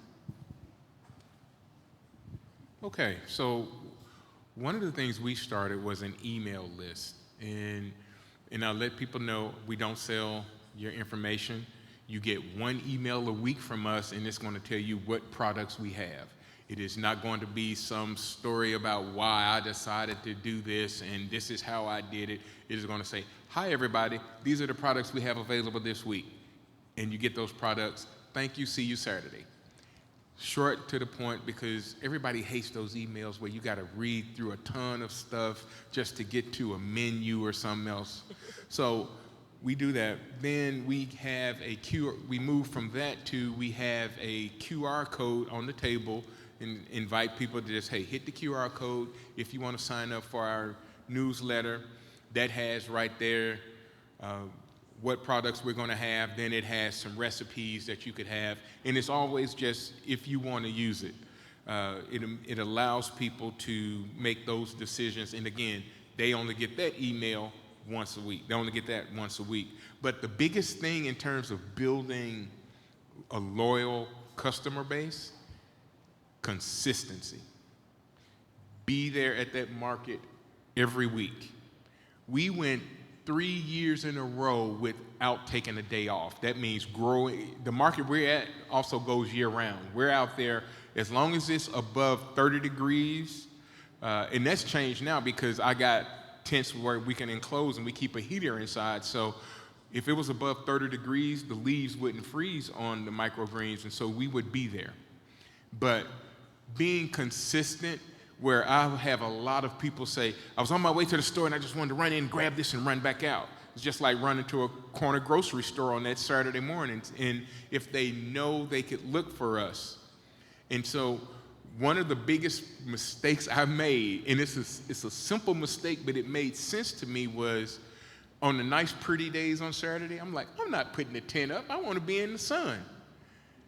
And then people started telling me, well, you wasn't here last week. I was like, I was here. They drive by and look for our tent. They drive by and just look for the tent. And so on the days that I want to be in the sun, I put the tent up behind me and still have, you know, where we're not in the sun, because a lot of people are just looking for that consistency, knowing that you're going to be there. So that first year, the first year is rough because you don't have that relationship and you're building it. But what we've seen over the past years is that people bring other people and they say, they'll be here. And I've literally have heard those conversations. So out of everything that you can do, one, if you're going to start a market, I've found, and I've seen other markets say, oh, they're open on the second Sunday or second Saturday, this and that. If you have a market, and this is really rough, when people know that that market is going to be there every Saturday, every weekend, and the one at the Train Depot does one, I think was one weekend a month that you are not there. But it is a pattern that is easy for people to know, and they know that we're going to be there. So being consistent and being present is the strongest thing. Thank you very much. I'm going to put this right here. Okay, so with that being said, you've heard a lot about how each one of these individuals sell their products, how they market their products. We'll be talking later about how you can get some help with your marketing through some different programs. We also have a lot of technical service providers and a lot of funders here with us today, so I encourage you to please go and see them. I encourage you to sign in if you have not signed in yet, because you may or may not win a wonderful door prize. Wave again. There we go. We do have the assessments that I mentioned earlier. We have some paper copies if you don't want to do the QR code as well. Dr. Enoch has those back there. Also, does anybody have any questions? Wow, that means y'all did a really good job. Were they hungry? Is the food back? No. Okay. So while we wait on the food, I'm going to go ahead and say that the food is going to be sponsored by Locals. We're working with them. They're a grocery store and pizza pub here, and they buy from local farmers like you. So if you don't sell currently, you don't have a farmer's market, they do buy from a lot of different producers. They have a place here in Frankfort, and they have a place in Louisville as well. So that's a really great organization that started over COVID, believe it or not. This is kind of when they opened, right after. And we'll take a few minutes and let y'all kind of look at the surveys and look at the different tables that we have here, the different technical service providers. So when we do have lunch, we're going to have pizza. We have pepperoni cheese and a vegetarian pesto, and then we have a couple of salads as well. So we're going to try to do at least 2 pieces per person for the pizza, and then when we get done, there'll probably be more left over. We can go back through the line.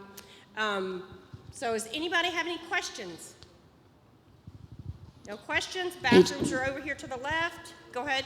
Hey, Joni, I just wanted to tell everybody, woo, that's loud, that during lunch, there's going to be a fire alarm. We do not have a fire in the building, so don't be scared.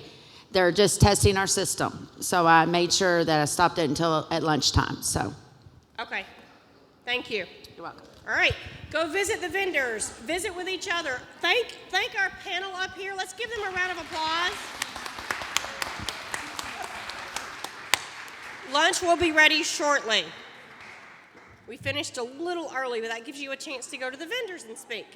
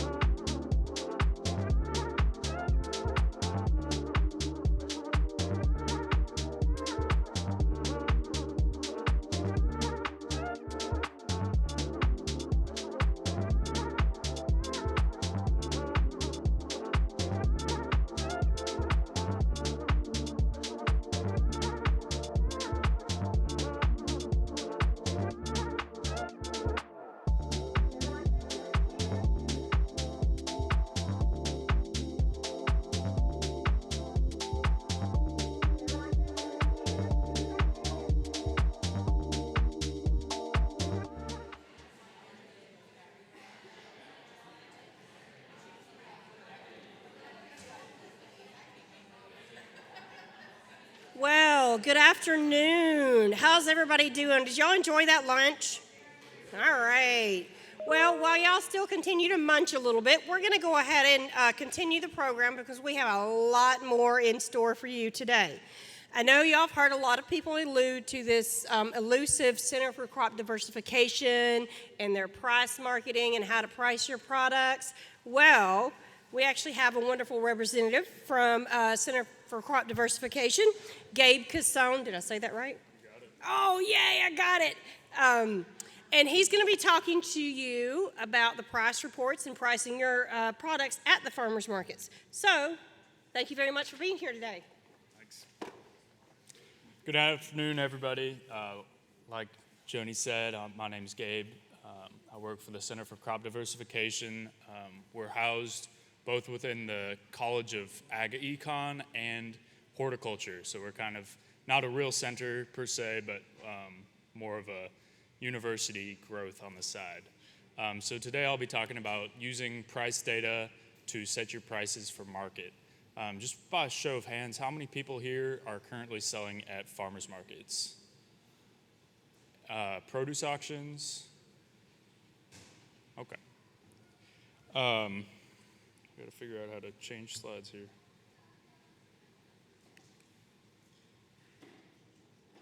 So today we're going to be answering two questions, basically. First, what is the going price for the product that you're selling? And secondly, how much is your cost of production? So this first question is fairly easy to answer, so we're going to start with that. There are a host of resources online to find the going price for all varieties of products. The Center for Crop Diversification puts out yearly reports for produce auction and farmers market prices, and you can find those on our site in the price reports tab. We do a 3-year average report, so you can see kind of where your product has gone over the past 3 years to see if you're charging too much, if you're charging too little compared to the rest of the market, as well as the differences in locations. So maybe Western Kentucky has a higher price than what you're charging, and you can adjust therefore. here are two of those reports. We have the 3-year average weekly prices for Kentucky farmers markets. These are a smaller data set, but more in tune with individual producers, whereas our 3-year average price for produce auctions comes directly from the auctions themselves. They give us this data, and it's a great report that my colleague Savannah Columbia reports for. Other resources include the USDA. These resources are going to mostly target if you're looking to step into a wholesale market. Let's say you want to sell for Meijer, Kroger, Walmart. You're going to probably want to look more towards the USDA. Later this year, we're actually going to be putting out some of this data ourselves, so keep an eye out for that. If you're looking to scale up your production, you think you've outgrown your market, or are just interested in what that option would look like. Here's one of those reports. It's just basically summarizing what the USDA found. Interesting to look at if you have the time. So for pricing your product, we're basically looking at the 4 Ps of marketing. That's a term that someone else came up with, and it works well. And it's basically saying that there are these 4 aspects of your pricing or your product that will make a consumer either want to buy your product or not. And those are product, place, price, and promotion.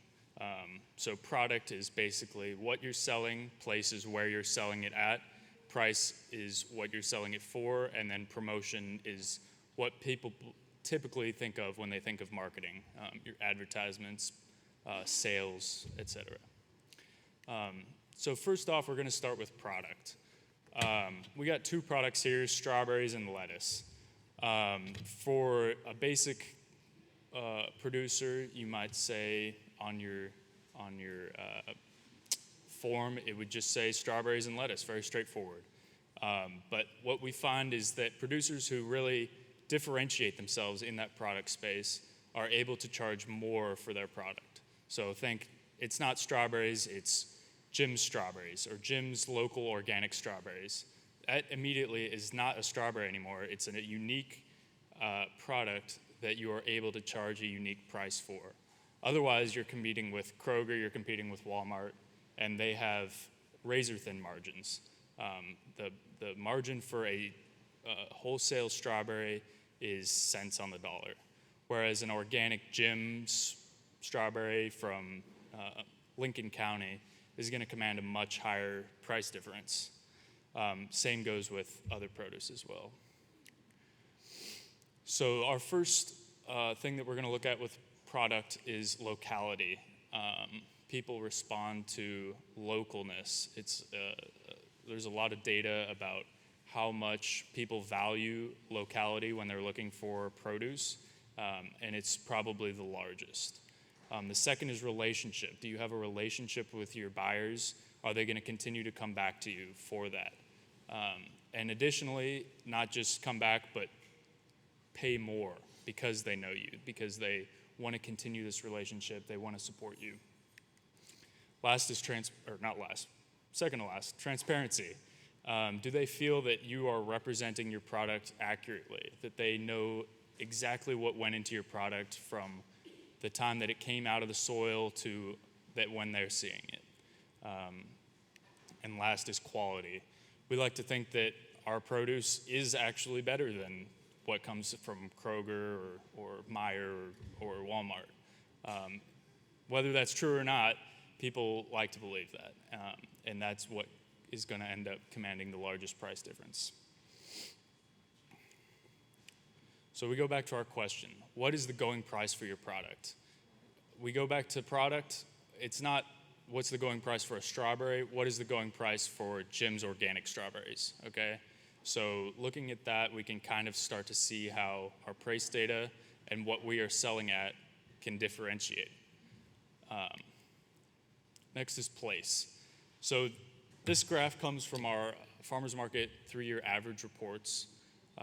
There are a host of other products that we report as well.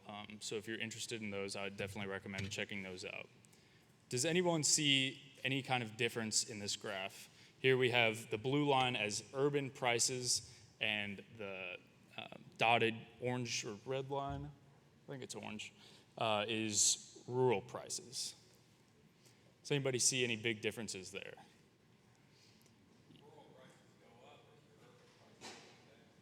Yeah, you could definitely see some like divergence there. Kind of just generally, our rural prices are typically going to be lower than our urban prices. And that can be for a host of reasons. Maybe just urban consumers are more willing to pay that. And that's almost always true. Here's another one. Lettuce, we can see kind of in our urban markets, we start off at that high peak early in the season.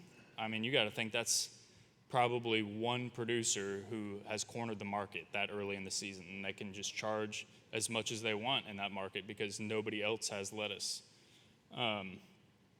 Here's another one. These come from our produce auction reports. The bars represent volume in the market. So as you can see, as the volume increases in sweet corn, the price at that same time period drops dramatically.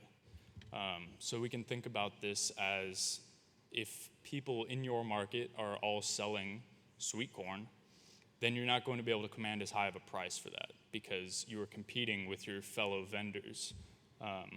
Whereas in week 40, you see the volume of sweet corn just fade away and that price skyrockets because people can charge whatever they want in that area.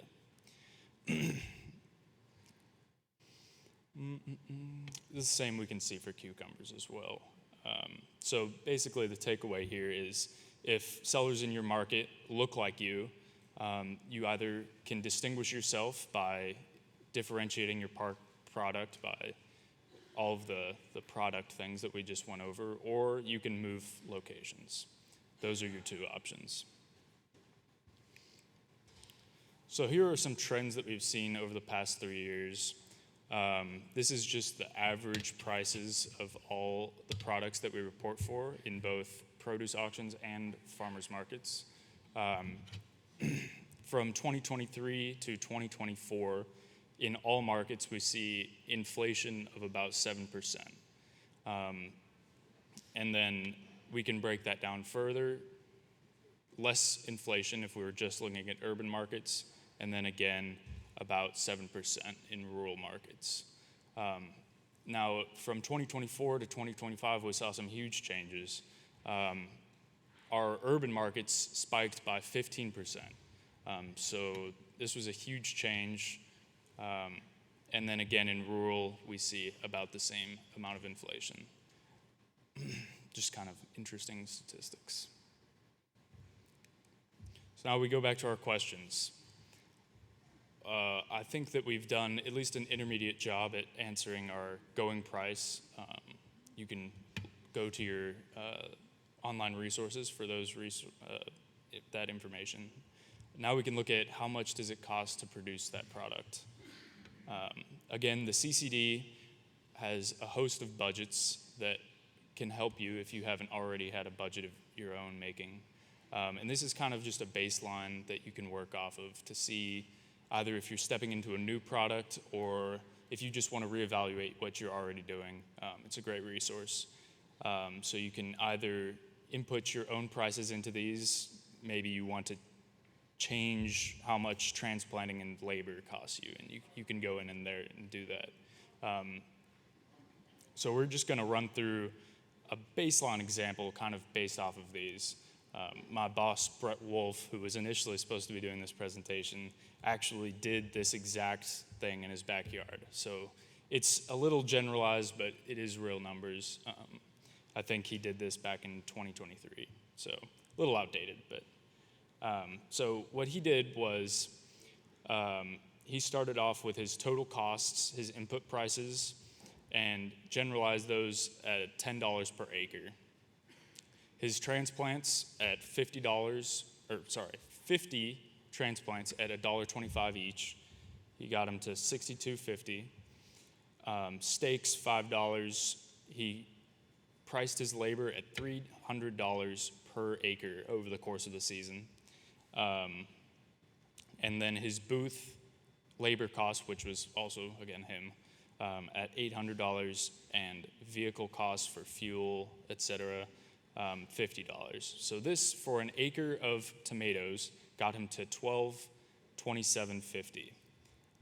And we're going to be using this as a baseline to think about what we should be pricing our tomatoes at per pound. So here's kind of a spectrum of yields that you could get from an acre of tomatoes. Does anyone here grow tomatoes? Do one of these yields seem more reasonable as an acre basis? Or, sorry, plant.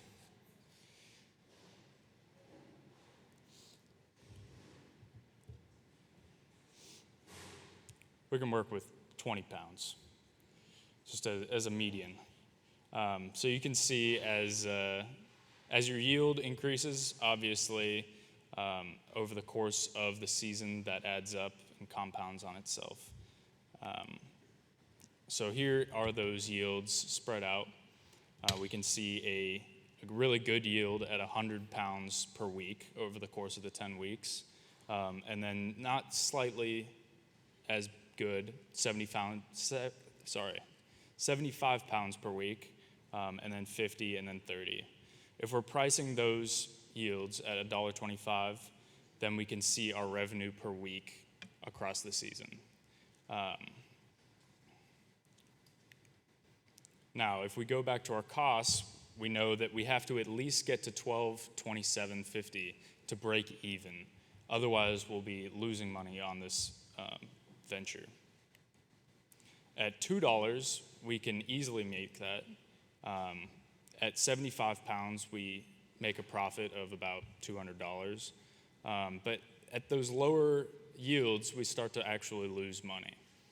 So this just kind of goes back to looking at what your cost of production actually is.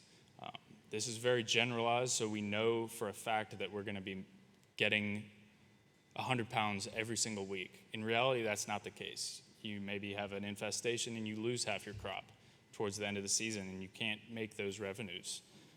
So using price is kind of a way to hedge against uncertainty is what we're really talking about here. And then again, higher price means less uncertainty. If we can get that high price early on in the season, then people are very responsive if you want to lower your price later on and capture some of those consumers. So here we have that same thing, but we're subtracting our cost of production from our profit.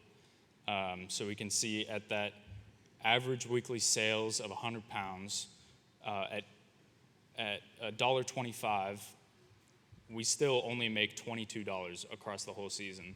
And then if we have a less yield than that, then we're actually losing money. $2, we make a profit of about $800 at 100 pounds, and then $270 for 75 pounds. And then obviously our $250, we could have a very low yield and still end up profitable. So what does this mean? A lot of people are hesitant to have these high prices because they know at a grocery store, tomatoes don't cost $2.50 per pound. But at a farmer's market, if we go back to that location, we know that people are willing to pay this. In 2025, $2.50 was the average, meaning there were people charging $4 a pound. In urban markets, it was very regularly over $3 a pound. So this is just saying it's not crazy to ask these high prices as long as you have differentiated yourself in the market by having a unique brand, having a unique product, and selling in a unique place. So what are the barriers from just charging $10 a pound for your tomatoes? Well, this is an economic term called price elasticity. In economic jargon, this basically just means if price increases, how many fewer units am I going to sell? And inversely, if price decreases, how many more units am I going to sell? And a way to know this is asking yourself a simple question, which is my product price responsive? Are there alternatives to my product in the market that I am selling it?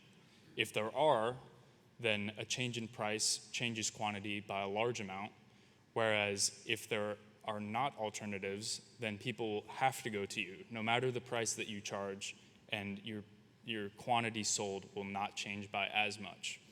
So an example of this is Neighbor Jim's organic pawpaws. I can think of nobody other than Neighbor Jim who is selling this product. So if he raises his price, I don't have an option to go to someone else to buy organic pawpaws from. Whereas grocery store white rice, if they raise their price, I can just go next door and find white rice. So I'm more responsive to this than a unique product like organic pawpaws. So here a quick example.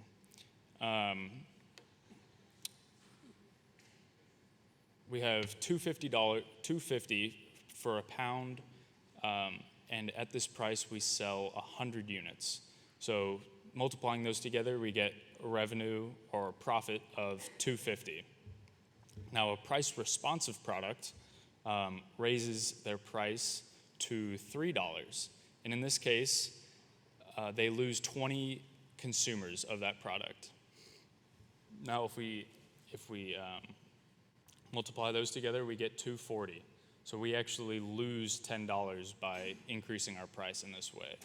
Whereas an unresponsive product, we raise our price to $3, and we only lose 5 consumers. In this case, only 5 people said that this is too high, I can get my pawpaws somewhere else. So in this case, we actually make $2.85 and gain $35 of profit that we were not seeing otherwise.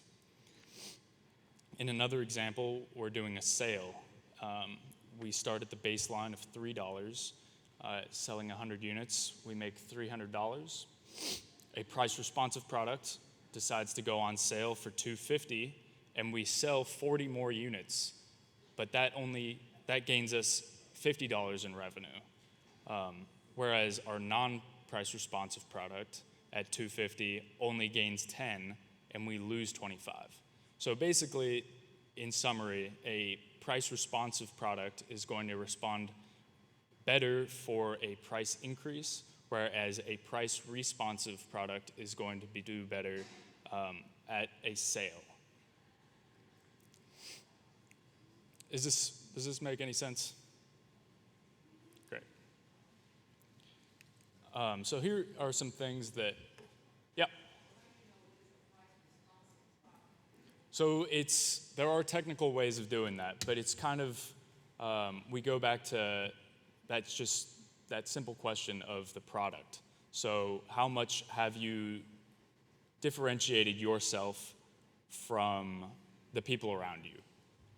So what do you sell? Okay, so if I were wanting to get a CSA from a competitor of yours, how would you say that yours is better? Yeah, well, it's something to think about. So maybe there is not as much differentiating you, so a price increase of your product is not going to, people are going to go to the other CSAs. Yeah. So this is one thing that we've heard a lot when we do these kinds of talks, which is that, you know, this is the price we've always charged. It works for us, we don't want to change it. What's to gain? And the answer to this is this graph, which is over time the value of wheat in a loaf of bread. And we start at, excuse me.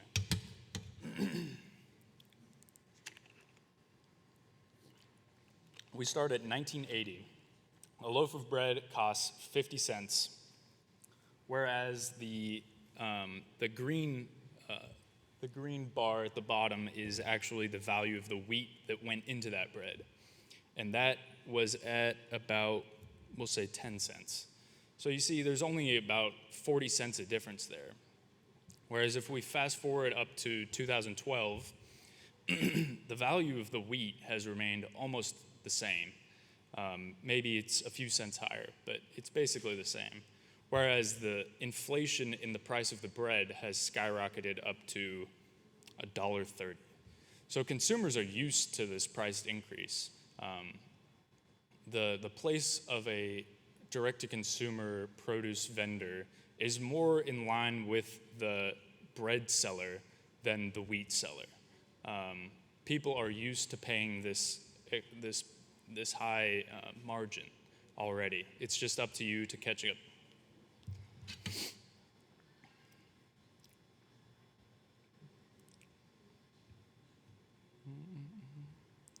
We see some statistics there as well, kind of interesting. 1980, the value of wheat in a loaf of bread was 11% of that product, whereas in 2010, it was only 5%.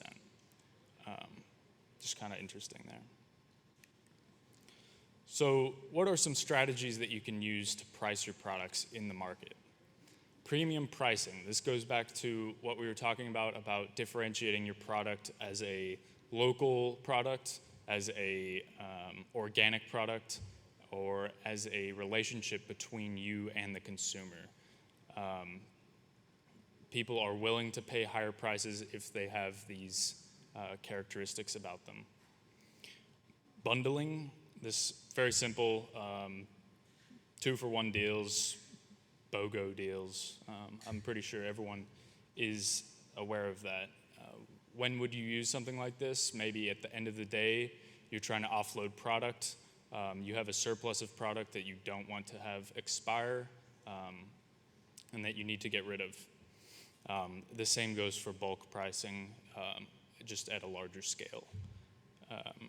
This is typically the kind of pricing that we see at produce auctions and in wholesale markets. A loss leader is more of a complex thing. Basically, if you have a very profitable product at your stand, you want people to buy that product, but you get them to start talking to you by having a ridiculously low price on something else. That just gets them into your booth, it gets them talking to you, it gets the conversation started. That's all I have today. Are there any questions? I think we have plenty of time.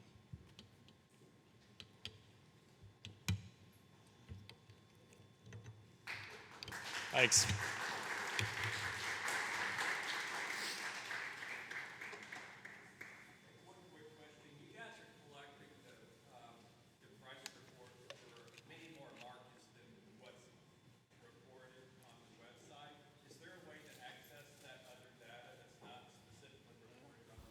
Not right now, but that's actually something we're working on right now.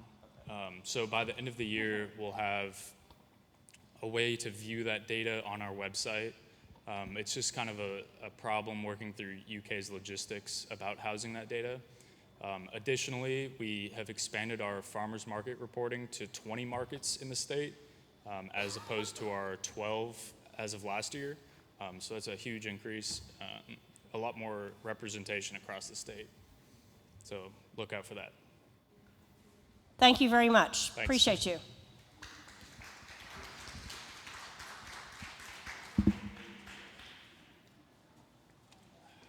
All right. There's my hairband.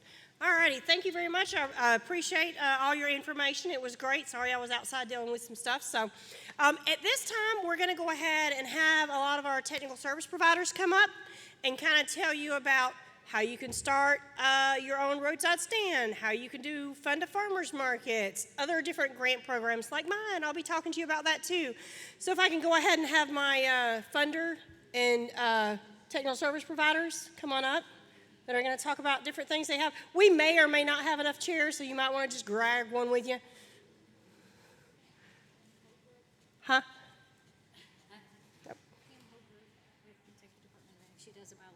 Yeah, she's going to be here. Yeah, yeah. Y'all come on up. Don't be shy. I'm missing some people. KOAP, where are you at? Oh, there you are. Okay. It gets a little fuzzy out in the corner. We can pull some more chairs up, if we need it. I can scoot over. I put on my deodorant today, so we're good.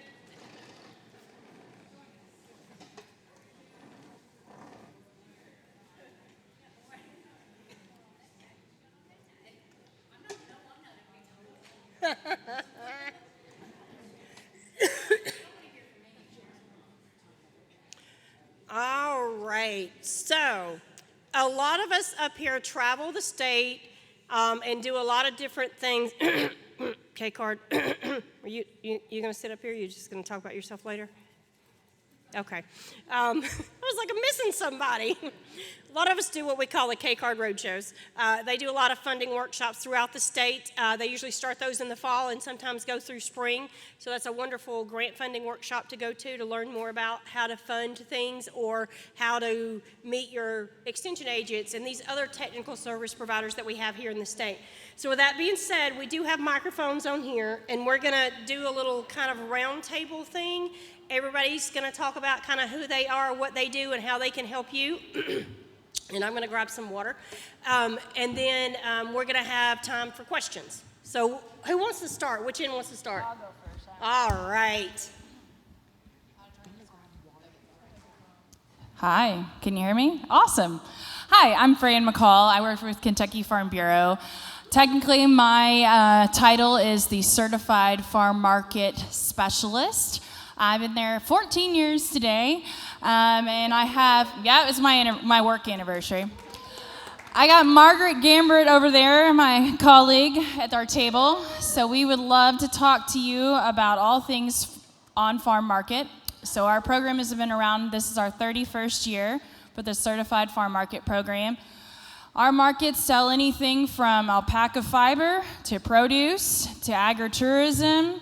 Some are seasonal, some are year-round, some are on the honor system, some, have a full brick and mortar 9 to 5 hours.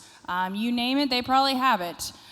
So we have a lot of diversity. We're at 160 markets as of today.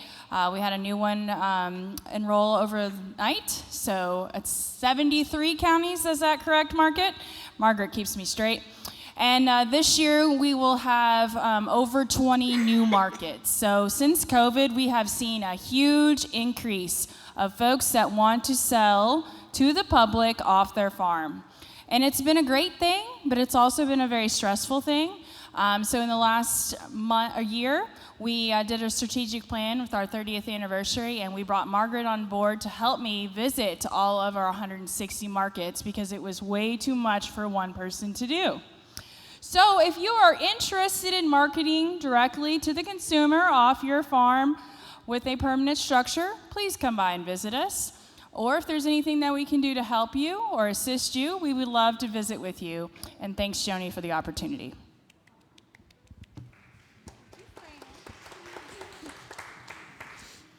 My name is Angela Watson. I am the beginning farmer, underserved producer, and outreach coordinator, and a few other hats too, for the Kentucky State Farm Service Agency. We are a division of USDA.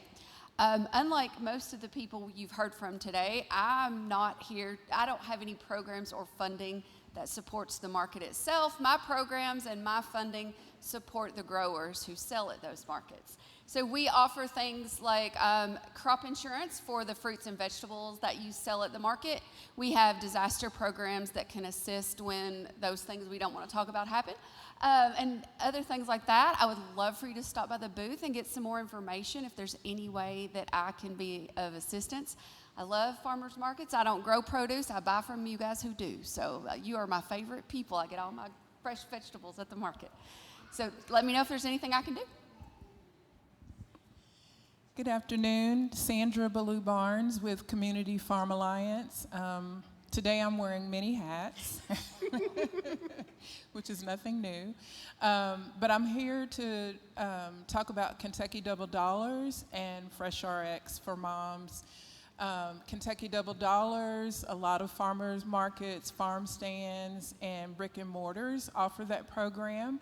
And it's where the program benefits not only the farmers, but the individuals that are shopping. And so individuals get to double their dollars when they use their SNAP or WIC or senior vouchers at a farmer's market or a farm stand or brick and mortar. So we can talk about that. I do have 2 staff members, co-workers that manage that program. Margie Stelzer. A lot of you all probably know Margie or have interacted with Margie. And then a new staff member that's on board, and that is Lauren Kohlmeyer. And Lauren took Jamie, I'm going to freak on her last name, Jamie Fitzwater.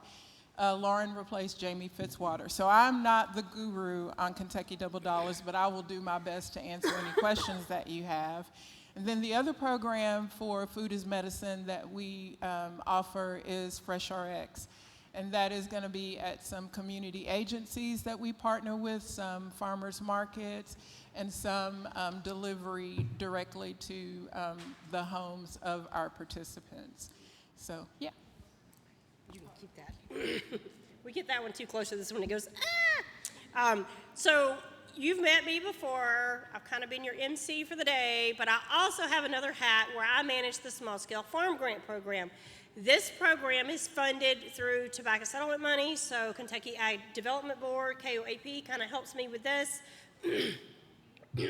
We have a lot of different parts of this program. We have a beginning beekeeper application where you can use up to $500 to do beginning beekeeping. We have an education grant, which if you've used the education grant before, we used to have a lifetime max of $500, but now it's a lifetime max of $1,000. So if you've expended all your money, you can come back and get more education if you would like to go to any conferences or workshops. And then we have the Small Scale Farm Grant, which is up to $5,000 to help you get things that you need to sell at the market, or to help you with cold storage, or to help you with pieces of equipment. And you just need to fit in one of the 4 or 5 different categories. I have a lot of information about this outside. If you have any questions, come see me. Who's used the Small Scale Farm Grant in here before? Thank you. Yep, all right. So just to let you know, we also have, I know there's a couple of farmers market in here that have gotten the grant before. Sorry, y'all, I'm losing my voice today. I know, Sharon tells me I talk too much.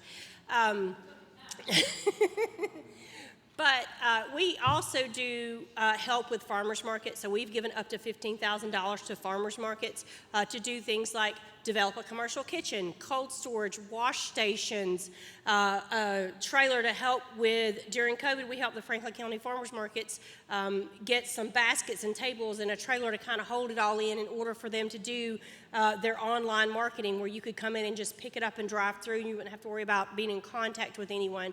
So we've done a lot of work for markets, and that's a $15,000 grant if you are an association that helps multiple farms. So the Wood Hill Market also got some funding from us too. I forgot about that. If I forgot anybody in the room, let me know. But that's just kind of a way that we can kind of help as well. Now, there's other fundings for farmers markets too if you need a structure. And with that being said, I'm going to go ahead and pass it over to the right. Hi, everyone. So I'm Alexis with the Kentucky Office of Agriculture Policy. Who has heard of us before? Anybody? Okay, have you heard of CAPE? Yeah, that's a popular one. That's through us. So, but we also have other programs and grants within our office, and so one of those being farmers markets. So we do cover up to $250,000 of funds that you guys can submit. We have funded about, give or take, over 70 farmers markets throughout Kentucky, and so there's 120 counties, so we still have a little ways to go, but we're popular.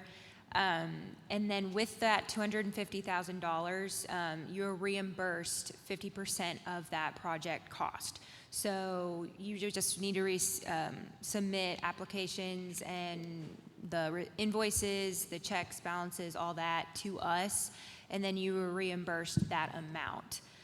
We do ask that you be the landowner of that application, so no individuals. So such an example would be the fiscal court. So we have that, like the Clark County Fiscal Court, that's one of ours that we have an application for. And this is also a lifetime application. So If you want to submit an application for half the funds, you absolutely can do that. And then later down the road, submit the remainder amount of funds. We will work with you on that. So it's up to $250,000, and so it covers anything to do with the pavilion, construction of that, feasibility studies. Let me think of some other things. Vendor development, you name it. So if you have any questions, just hop on over to our booth. I'm one of the regional managers. I cover kind of the northeast sector of Kentucky, and then I'm one of 4. So Jesse Moore over there is also a regional manager. So. Hi, my name is Jonathan Van Balen. I'm with the Kentucky Department of Agriculture and the Office of Agricultural Marketing. For the purposes of this meeting, the hat that you're going to know me under is the person who's in charge of the Kentucky Proud Promotional Grant, more popularly known as the POP program. That is a 50% cost share reimbursement program for advertising and marketing expenses that incorporate the Kentucky Proud logo at a certain minimum size. It is only open to active Kentucky Proud members who can demonstrate direct Kentucky Farm Impact, which is the dollar value of agricultural products grown, raised, produced, processed, and manufactured within the Commonwealth of Kentucky, but before any value is added. So it's like the ingredients going into your salsa, not the value of your salsa, for example. We meet the second Wednesday of each month to review applications, and the deadline for consideration is the end of the previous month. So our next meeting is scheduled for Wednesday, May 13th. The deadline would be April 30th. If you don't get it in by then you'd be moved to the June meeting. Deadline would be May 31st, et cetera, et cetera. That is a 6-month grant period. In a calendar year, you can receive a maximum of $8,000 based on 10% of your direct Kentucky Farm Impact. And that's pretty much it. So I feel bad because I see one of the people that just got approved where I could have brought their agreements today, but I just put them in the mail this morning, so whoops. Yeah. Hello, I am Pamela Holbrook, and I work with Jonathan, and I'm the Buy Local Program Coordinator for KDA, Kentucky Proud Program. So what I do is I work directly with restaurants to connect them to producers and administer a grant that offers restaurants an up to 15% reimbursement for any ingredients that they buy from local Kentucky producers to put on their menu. And so it's also with schools, food trucks, any kind of food service provider is who we administer the grant to. So from this context, what I'm going to be doing is I can provide marketing materials for producers, for farmers markets. If you have restaurants that come to your market or you're selling directly to restaurants, we want to connect with those restaurants and get them as a part of this grant and this reimbursement, and give you guys the materials so you can convince them this is why they want to buy from you and this is why they want to support our local farmers. So I administer the grant, and I also have restaurants that will call and ask me, where can I get this particular ingredient, who's a local producer, and as long as they're Kentucky Proud, I can pull up that information and provide that to the restaurants.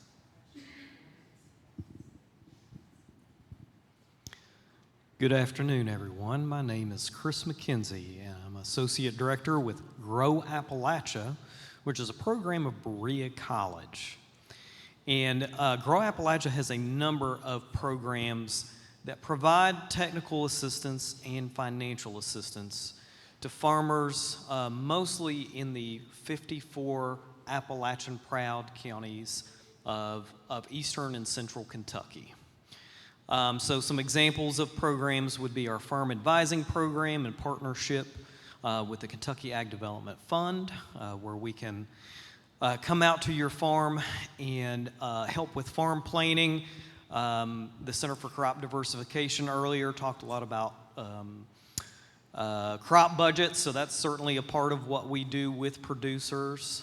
So that's one way that we support producers who are part of farmers markets. So if you're a farmers market manager, one of the ways I like to work with farmers markets is if I can come and speak at one of your meetings about a specific topic, maybe say season extension or something like that. That's something that we can do, and then I can connect with your individual farmers and learn a little bit about how we can bring technical support and financial support to bear to help them increase their revenue.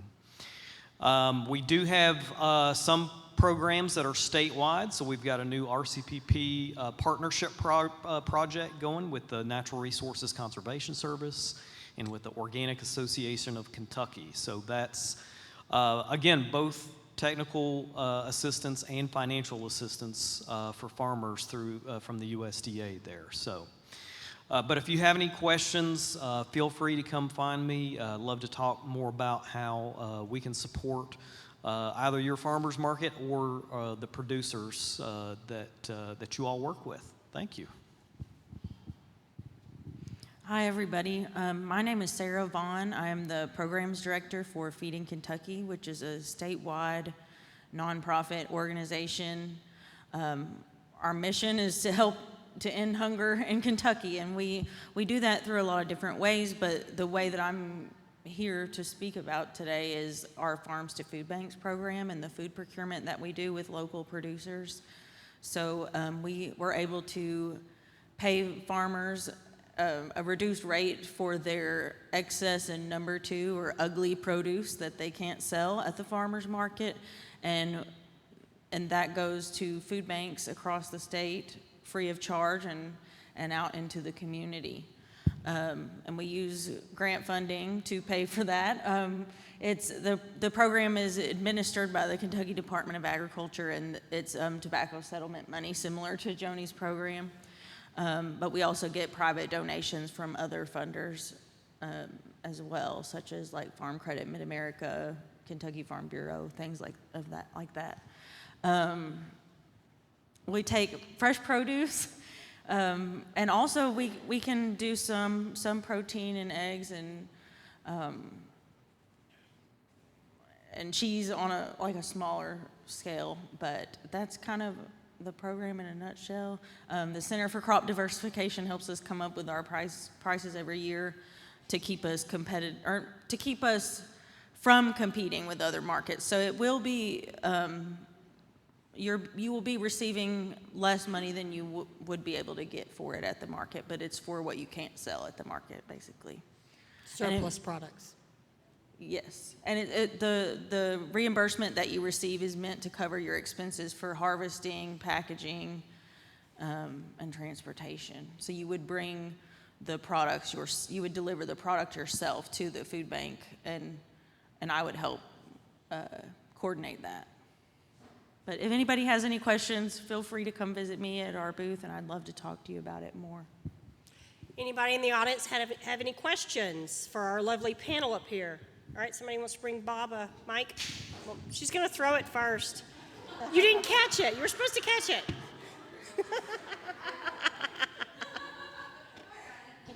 Maybe we'll still, it works. Yay.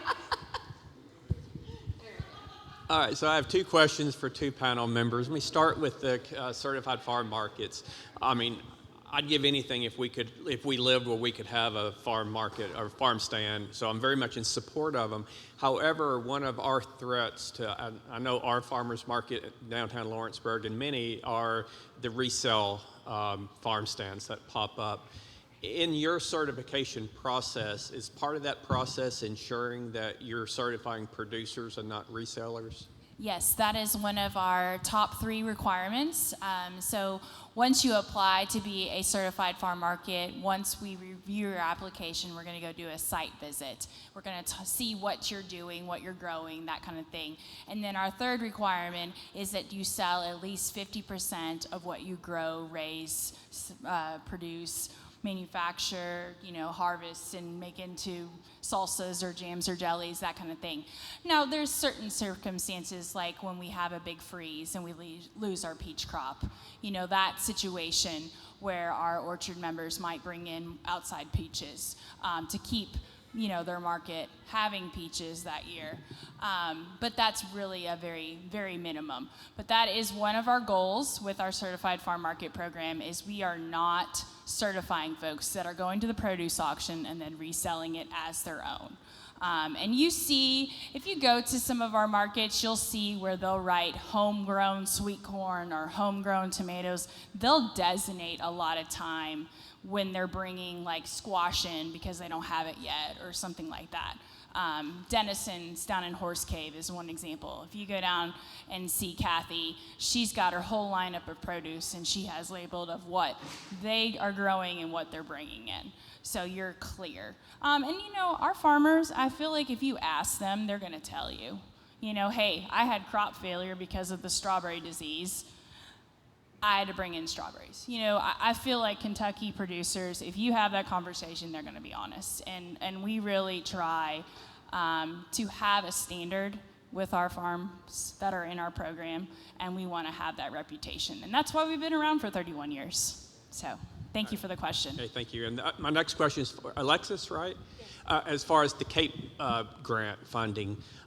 So horticulture is only 25% reimbursement, where I think all other CAPE funded categories are at 50%. Is there a historical reason why horticultural is lower, and is there an opportunity to petition to bring it on par with the other programs? So with County Agriculture Incentive Program, we changed the I to incentive because we want to incentivize producers to, you know, go away from tobacco because obviously that's dwindling. And so that's one of the reasons why we also, I know it's a touchy subject for some, the tiered system with CAPE. And so that goes from, you know, like 25%, 50%, 75%, a cost reimbursement basis. And so that will vary off of a plethora of categories. And so the reason why they wanted to change that up was to incentivize farmers to do different things on their farm. And so we know certain things work. So I know a touchy one would have been lime. That's no longer eligible because we know it works. So that's why we like to make sure that they're putting those funds towards things that, like we say, incentivize and diversify. So hopefully that answers your question. I will also say, this is kind of like on with Fran, the small scale farm grant this year, we did add under the value added category, if you are, you know, selling at a farmer's market or a certified roadside stand, then if you're certified through Farm Bureau, we can help you develop that stand in that market on your farm as well. So that's just something that came out of applications that we get. This is why the grant also morphs every couple of years, is we look at the applications that we've received and then kind of change it as to what the needs that we've seen are and try to mirror some of those. And one thing I'll piggyback of what Joni said, we are actually partnering with CFA this year for the first time as they have expanded the SNAP and the double dollars to farm stands. We came on board with them over the winter. So if you accept SNAP and then you would like to accept Bluegrass double dollars at your farm stand, we are working with them. So there's actually a cohort coming up on Monday. So if you're interested in SNAP or double dollars, please go and see her, and she can give you the link to sign up, because I think you still can. That's great. And also, by being able to take EBT and SNAP and WIC and some of these double dollar programs, it gives you more points in some of these other categories on the small scale farm grant, like the food system resiliency as well. Any other questions? And KDA can help you get an EBT reader as well. So go back and see Sharon and Mackenzie, and they'll help you with that as well if you do not have that system already. Yep. We all feed off each other. Oh, yeah, you can go there and get this. You can go here and do this. Oh, don't forget about this one. So, any other questions in the audience? I promise I won't throw the microphone at you. No guarantees. Anything else from our panel up here? No? If y'all haven't had a chance to stop by, please stop by and see our wonderful vendors or technical service providers. They took time out of their day to be here to kind of talk to you and try to help you. So with that, thank you all very much. Port Council.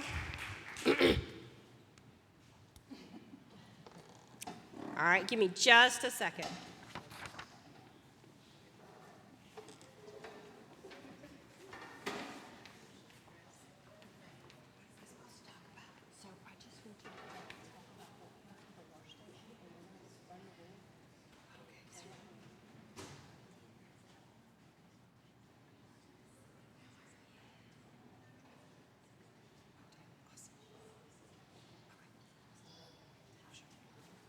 I'm going to go ahead and introduce Hort Council. Sorry, Chelsea with Hort Council is going to talk to you a little bit about their programs, what they can do, and then we're going to announce the winner of the wash station. Woo! Hey folks, I'm Chelsea. I'm the Workforce Development Coordinator for Kentucky Horticulture Council, but we're the industry association for horticulture, specialty crops, and green industry in the state.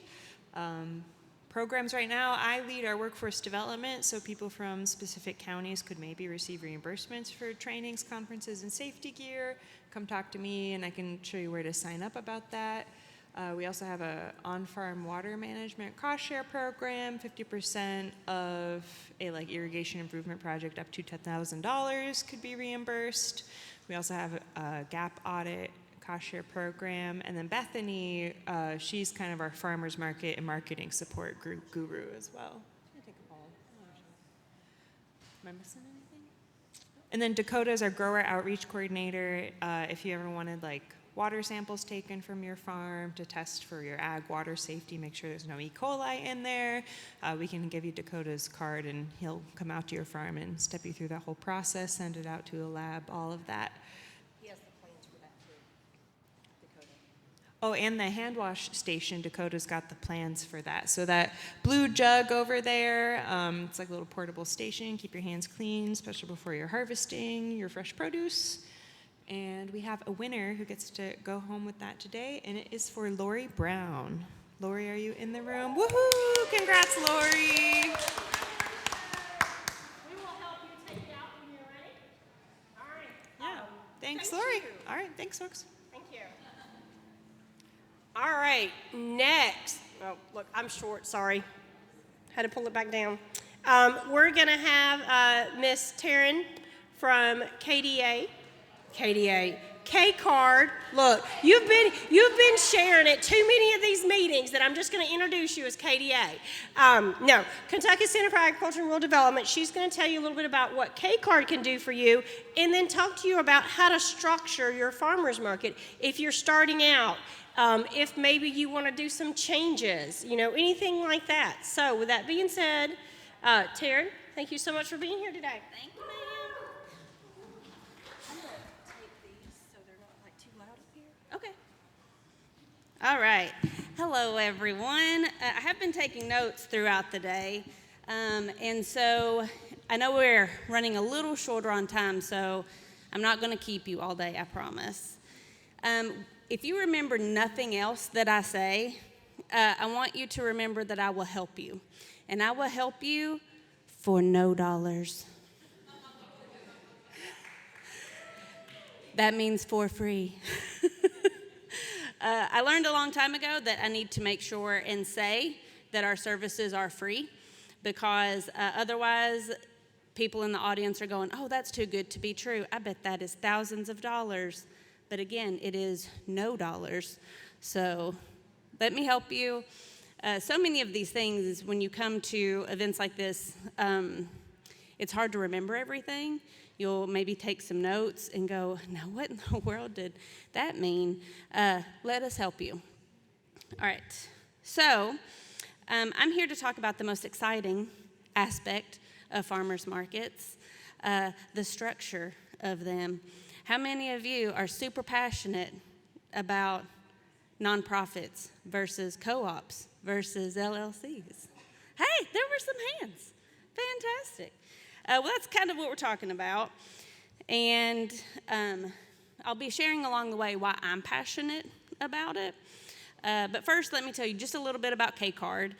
We're in our 25th year. We were 25 years old. We were started out of the tobacco settlement money. Kentucky saw the writing on the wall that Kentucky farmers needed help diversifying away from tobacco, and they needed help on the business side of the farm. So one common theme that I'm going to be talking about is the business side of things. If you want help with production, I am not it. I still have a planter that has a dead plant in it because I am too lazy to even remove the dead planter. So you do not want me helping with production. But if you want help writing a business plan, if you want help diving into what your financial situation looks like, if you want help with grants, I'm your girl, okay? So essentially, as odd as this is getting ready to sound, if it is on the business side of agriculture and you have a question about it, call us. We can help with that. All right. So we've talked about some of these structures already throughout the day, but so how many of you operate with a farmer's market that is a nonprofit in some form? Okay, couple. What about a co-op? Are any of you co-ops in the room? Okay. Any of you operate through like your city or county government? Got it? Got it. What about an LLC or some other like sole proprietorship? Got it? Heard you talk earlier. All right. What about under some other umbrella like extension office? Yeah. All right. So we're a little all over the place. That's good. That's pretty common. So these are the most common forms of structure in Kentucky. How many of you have a market structure that is different than this one, than anything up here? Okay, perfect. That lets me know who's in the room. What if, is there some markets out there that just do not have any structure whatsoever yet? Okay, good. All right. Lets me know who is in the room. There are pros and cons to all of these. Most of you have a structure, so I'm not going to go into this. What I am going to go into is when you might want to reconsider that structure. Not going to spend a whole lot of time here. Most often, what I see is, and I'm just going to use one example, but let's say your farmer's market is operating out of the city government, and maybe it's a line item in city budget, and somebody falls at the market, and the city got sued, and now the city doesn't want the market underneath that umbrella anymore.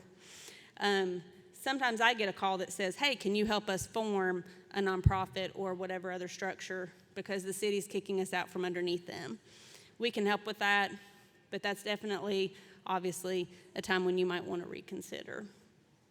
Other times are just if there's confusion about who the ownership is, who the leadership is, and if it's potentially a limitation of your funding. There's some grants out there that are going to require you to be a certain type of entity.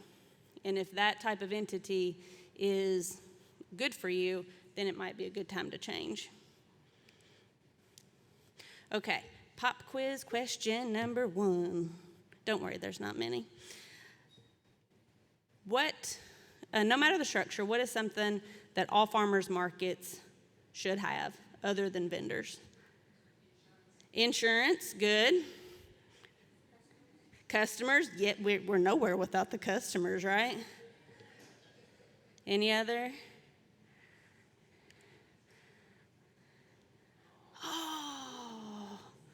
Oh, Snapple. Sometimes your structure is going to dictate what your rules are, but all of what y'all just said impacts come from the rules, okay? All right, so I'm going to use 2 terms, bylaws and policies and procedures. Now, bylaws are something that are fairly common. How many of you have a set of bylaws for your organization? Okay. How many of you do not have a set of bylaws? Got it? All right. The other words that I'm going to use is policies and procedures. Now, this is a very big blanket term because when I say policies and procedures, some of you just went, oh, we don't have that. But how many of you have some sort of written down way that you do your double dollars? Yeah? That's a procedures document. It can be something you wrote down on a piece of paper But if it's showing you how you do something day to day, that's a procedures document. How many of you have vendor rules that are separate from your bylaws? Yeah, that's a policies document. So we may call them something different, but at the end of the day, this policies and procedures is just a blanket term for those types of things. So bylaws, that is how you are governed. Now, bylaws are, the way that I want you to think about this is the bylaws are our Constitution, right? It tells you basically what you can do, but it doesn't necessarily go into the day-to-day things. Policies and procedures, the way that I want you to think of them, is like speed limits. Are speed limits in the Constitution? No. But they are law. So it's sort of two separate things. Overall concepts versus the day-to-day operations.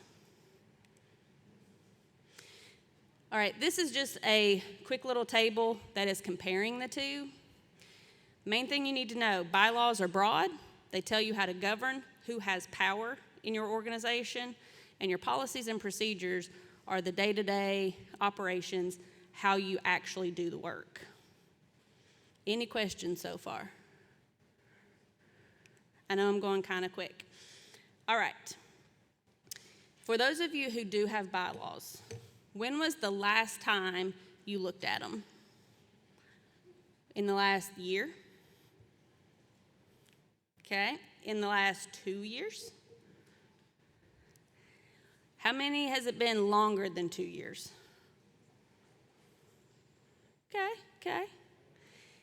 Bylaws are not something that you review every year. They're something that you review every 3 to 4 years because it's going to take a bigger push to approve a bylaw change. Again, remember, that's kind of the Constitution, right? Takes a lot of work to modify the Constitution. So if you are on a system of reviewing your bylaws every few years, perfect. How many of you do not have a digital copy of your bylaws? It is like a scanned in PDF or somebody took a picture of it version. You guys are great. Often, I get a picture of bylaws and sometimes they were written on a typewriter, and they've not been changed since. So whenever that happens, I say it is definitely time to look at your bylaws, right? Another good sort of indicator is if you've not looked at your bylaws since before COVID, it is definitely time to look at those. All right, so I'm not going to spend a whole lot of time here, but at your tables, I have a couple questions I want y'all to talk about. First of all, I want you to tell the table where you currently house your bylaws. Is it in somebody's computer? Who has them? Do y'all have a shared folder somewhere, like a Google Doc? When were they reviewed last? Do they reflect how decisions are actually made? But here's the biggest one. The biggest question I want you to talk about is during your market, what is that thing that causes well, that's how we've always done it conversation? Maybe it's a point of friction, but somehow somebody says, well, that's how we've always done it. What's that thing? So spend like 1 minute talking to your group about that real quick. Or if you want, if you don't have a group, you can also holler it out.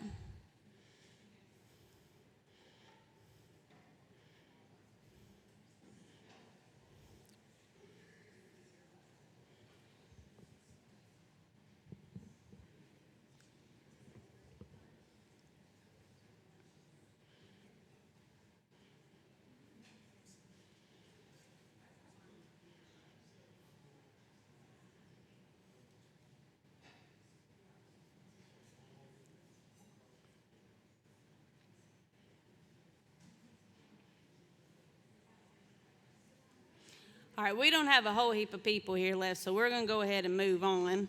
All right, so might be time to revisit your policies and procedures if. What do you think the answer to this one is? Was that? If you can't remember them. That's perfect. This was a trick question. I am so tricky. This is a trick question because policies and procedures are something that you are sort of constantly looking at, modifying. Sometimes things like your vendor rules are things you're going to do every year maybe. You know, you don't want to change your vendor rules mid-season, but if vendors are, for example, let's say your vendor rules this year say that start time is 9 a.m., but all of your vendors are there and ready and you've got customers at 8 a.m. Well, maybe that is a change that you make, but maybe you don't make it mid-season. Maybe you make it next year, but you need to keep an eye on those things. All right, so rules and policies and procedures, bylaws, they all have a purpose. Some of it is about compliance. Some of it is about lowering your risk.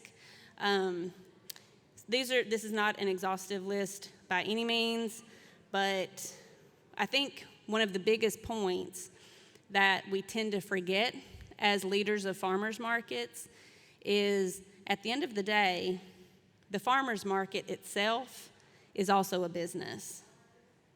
It may be a nonprofit, may not be able to make money, but it's still a business. So we have to protect that business because it's right for the people that we serve. And as a farmer's market, and as leadership of a farmer's market, who do you serve? You serve your vendors, you serve your customers, you serve your community, right? All right. So all of this talk sort of leads to this. When something goes wrong at your market, where does that decision get stuck? Now, you don't have to answer this out loud because I know this is what I'm asking can sometimes be a little sensitive. But what's that thing that causes a lot of friction? What's that rule that every year somebody is going to complain about? Where is it in this line? You know, we've talked about the board. They set the direction. They set the policy. They are the governors of those bylaws. If you have a market manager, you know, you have that person who executes, enforces the rules, and then you have the vendors who follow the rules and give input. So where does the problem happen? Again, you don't have to say it out loud. But all of this is to help the argument of blame the paper, not the person. Do y'all know what I mean by that? If I can say, oh, hello, vendor. Yes, you are complaining about this thing, but remember these vendor rules that you signed at the beginning of the year. It says that this is how we're going to operate. You agreed to that at the beginning of the year. If it was just up to me, I would totally let you start at 8 a.m. Doesn't matter to me, but the rules say, this paper that you signed says we're starting at 9. Now, we can change that maybe next year, but right now we're having to do it at 9 because that's what the paper says, right? Blaming the paper is so much better because you're forcing people to obey the rules. So that's why I feel very passionate about these things. I'm going to give you an example. I'm not going to tell you which market, but there was a market that had in their bylaws, remember that overall broad governing document, that they were going to run background checks on every vendor at the market. And I said, ooh, there's got to be a story there. Because I had never seen that in bylaws before. And they said, yeah, there is a story there. And they told me the story. And I said, oh, okay. Well, do you still do this? Do you still run background checks on every vendor at the market? Oh, no, we've not done that in years. We just have it in there in case we need it.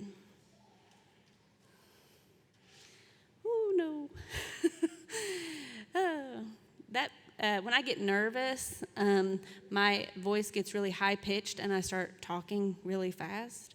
So I was like, oh no, we don't need to do that. We need to change that. Because that opens you up to a whole line of problems.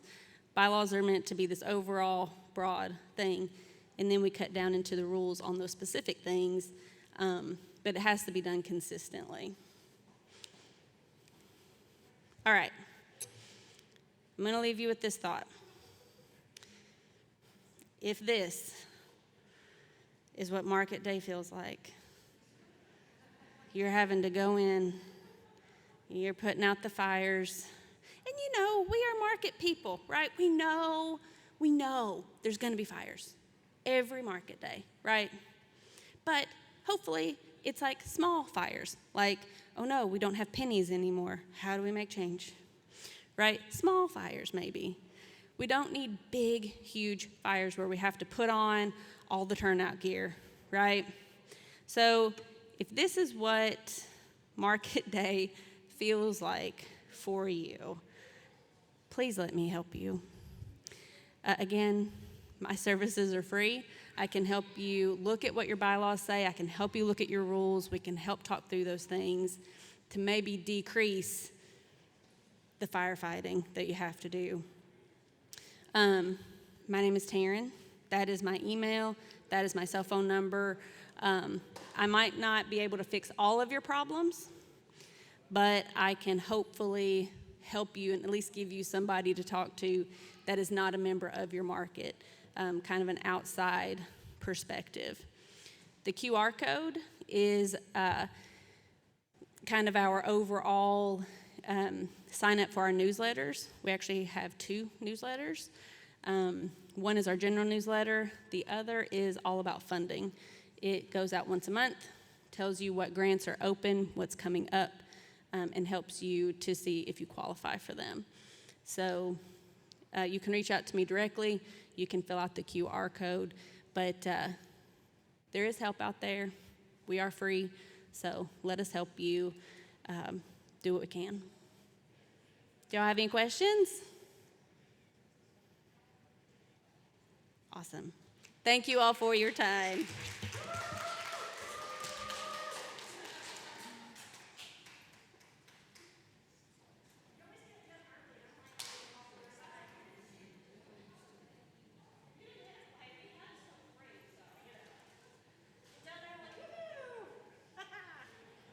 All right.